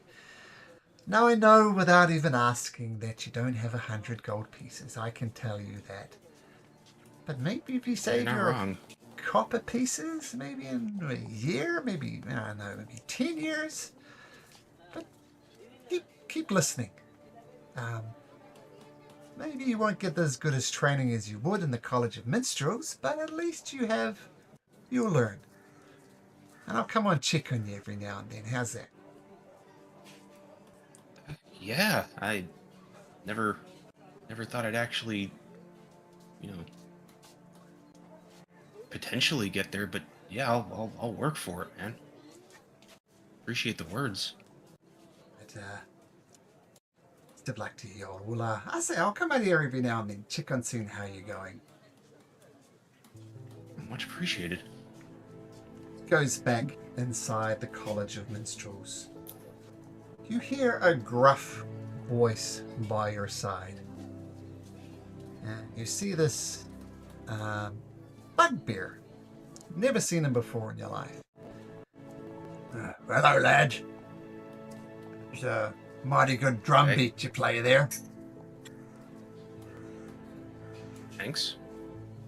I can't help but overhear. Do you have a bit of a problem cash-wise, if I'm not mistaken?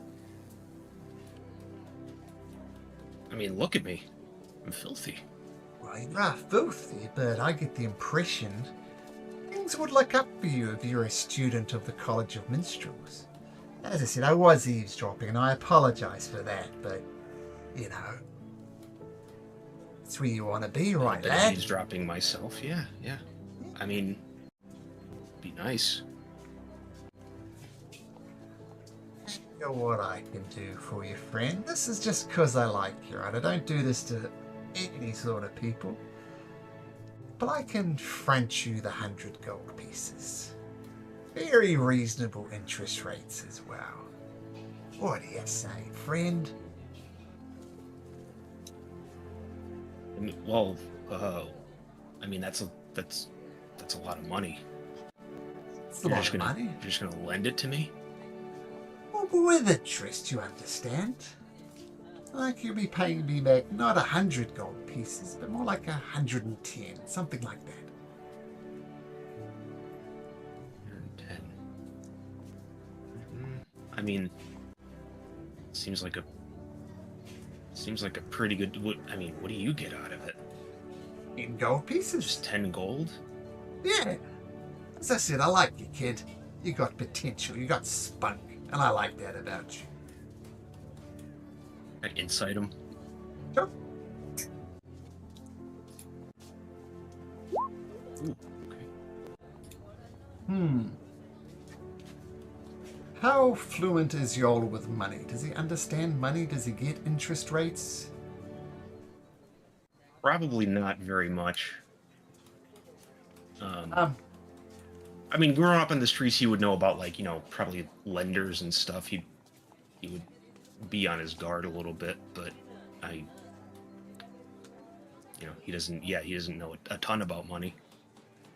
Given your street-wise abilities, I'll say you know that he wants to make more out of you than just 10 gold pieces. You suspect he's going to try and maybe get a bit more than that. But he seems to also be your only way into the Minstrel of Kod. It's going to take you a lifetime to save 100 gold pieces at your current rate. Well, yeah, thinking about Talus just stopping by, and he's been living rough for pretty much his whole life. How long do I have to pay this back? Take as long as you like. In reason, of course. All right, you know what? Let's do it. Life's short. Like me. So he gives you some 100 gold pieces. He makes you sign a contract.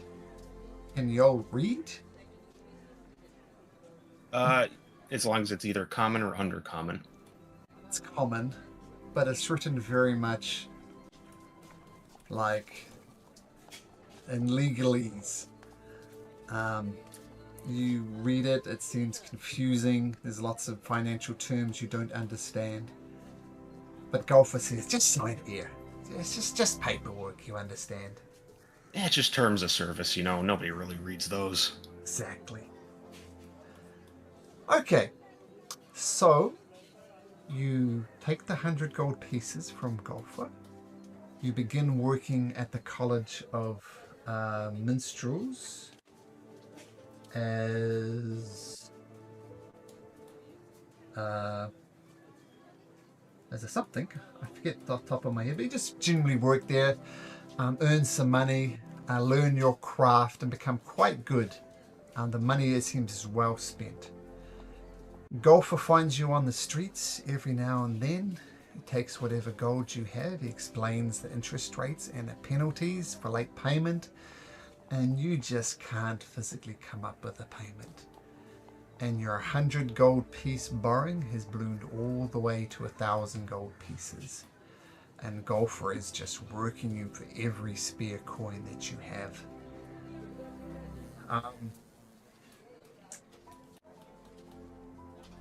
And that's your life for the next few years.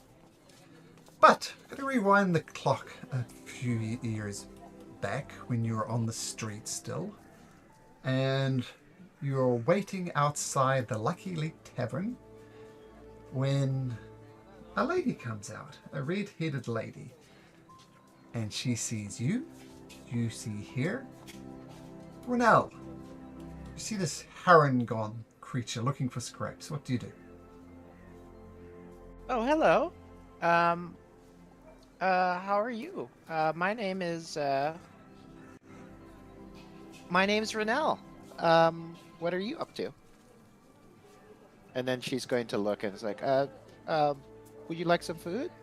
This is just we're just going to throw this out otherwise, so. Did you want some? For free?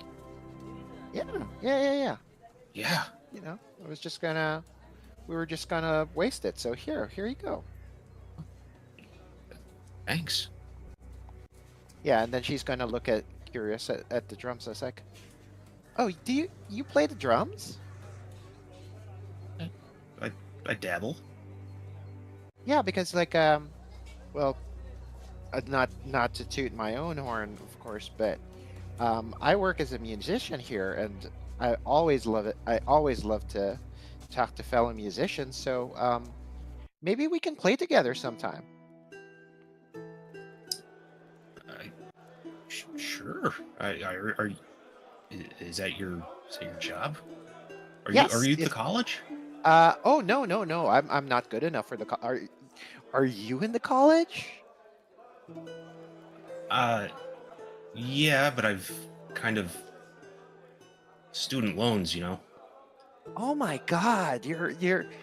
Oh, I've No, no, always wanted to go, but Sorry, this is before. This is like Oh, 10 is it years ago before? where you're still living on the streets. This is why you're Yeah, begging okay, for food. yeah. So you're Well, not at the then- college yet. Sorry, timeline's all over the place. Yeah. It's fine. I yes. mean, one day, hopefully. Oh wow. Like, I've always wanted to go to the college, but like, just never had the money. And like, It's some of the expensive. people there are just really, really good. Like, I know I can play, but I don't think I'm good enough to be in the college. Yeah, I don't know. I don't know if it's just kind of a hobby. I don't know if it's really in my future. You know, Yeah, kind but of a pipe dream. don't let me discourage you, Mr. Huel. Like, I'm happy here. I'm not so, but maybe you can do it. I mean, I haven't heard you play, but you know, you're probably amazing. I don't know if I'd say that. I can keep a beat. Oh, well, anyway, I think I need to go. I think I hear my uncle calling me back in. But it was really nice to meet you. If you're ever hungry, just pass by. I'll give you something, and then hopefully if I have time and you have time, we can play together. How's that sound? Yeah, I mean that's sounds good to me. I'm not above taking scraps. Well, no. This we'll get you something good. We'll get you something good next time. Like, this was just like a this we'll call this like something like something for now. But we'll get you something fresh after this. I mean, that'll, that'll be great. Haven't had a full meal in I don't know how long. All right. Well, anyway, Mr. Huel, it was really nice to meet you. Let's talk again, okay? And let's play some music, okay? Yeah, appreciate it. I'll stop by again. All right. Bye, Mr. Huel. Thanks. Yeah, have And a good then, shift. Yeah. And then I'll talk to you about like what my schedule is, so you can like hang out. We can hang out. Sounds good. But the next years, Yol and Renal form a close friendship. Renal providing him with food. You're no longer having to fight for your food, Yol. And of course, eventually, you get that kind offer to go join the College of Minstrels, which you do. But you and Renal continue to jam together. And despite with your money problems, Renal suggests just to earn a few gold pieces that you could help out on Word Splash's tour of the city. And with that, one day you both go to the college, to the Word Splashes, totally local place of business, which is number 2 on the map. And you meet up with an eclectic collection of characters, to say the least. And so, it seems like the perfect moment to end this first session. Hope you enjoyed it. Obviously, there's lots of time in the spotlight, but lots of time when other people get their spotlight. But next week, we'll all be playing together, and we'll see where this crazy tale takes us. Sound good, guys? Awesome. That's good. Sounds Yeah. Yeah, good. sounds good. That was fun. Hmm. Glad you enjoyed it. And yes, you obviously, yeah, be more. So you've all got some sort of backstory to me, which is great. I've been fiddling away behind the scenes, integrating it into the campaign. So expect more personalized stories. But as I said, the first 5 adventures are getting you used to the city. Like, you've met the Queen, you've met Lord Sign Mondo, you met Resio Tane, you met all sorts of people, which will be recurring characters in this campaign. But I gotta go. and we'll see you guys next week. All right. See you Thank guys. you. That was fun, guys. Good night. Take You're care. welcome. Stuff. Take care. Later. Bye bye.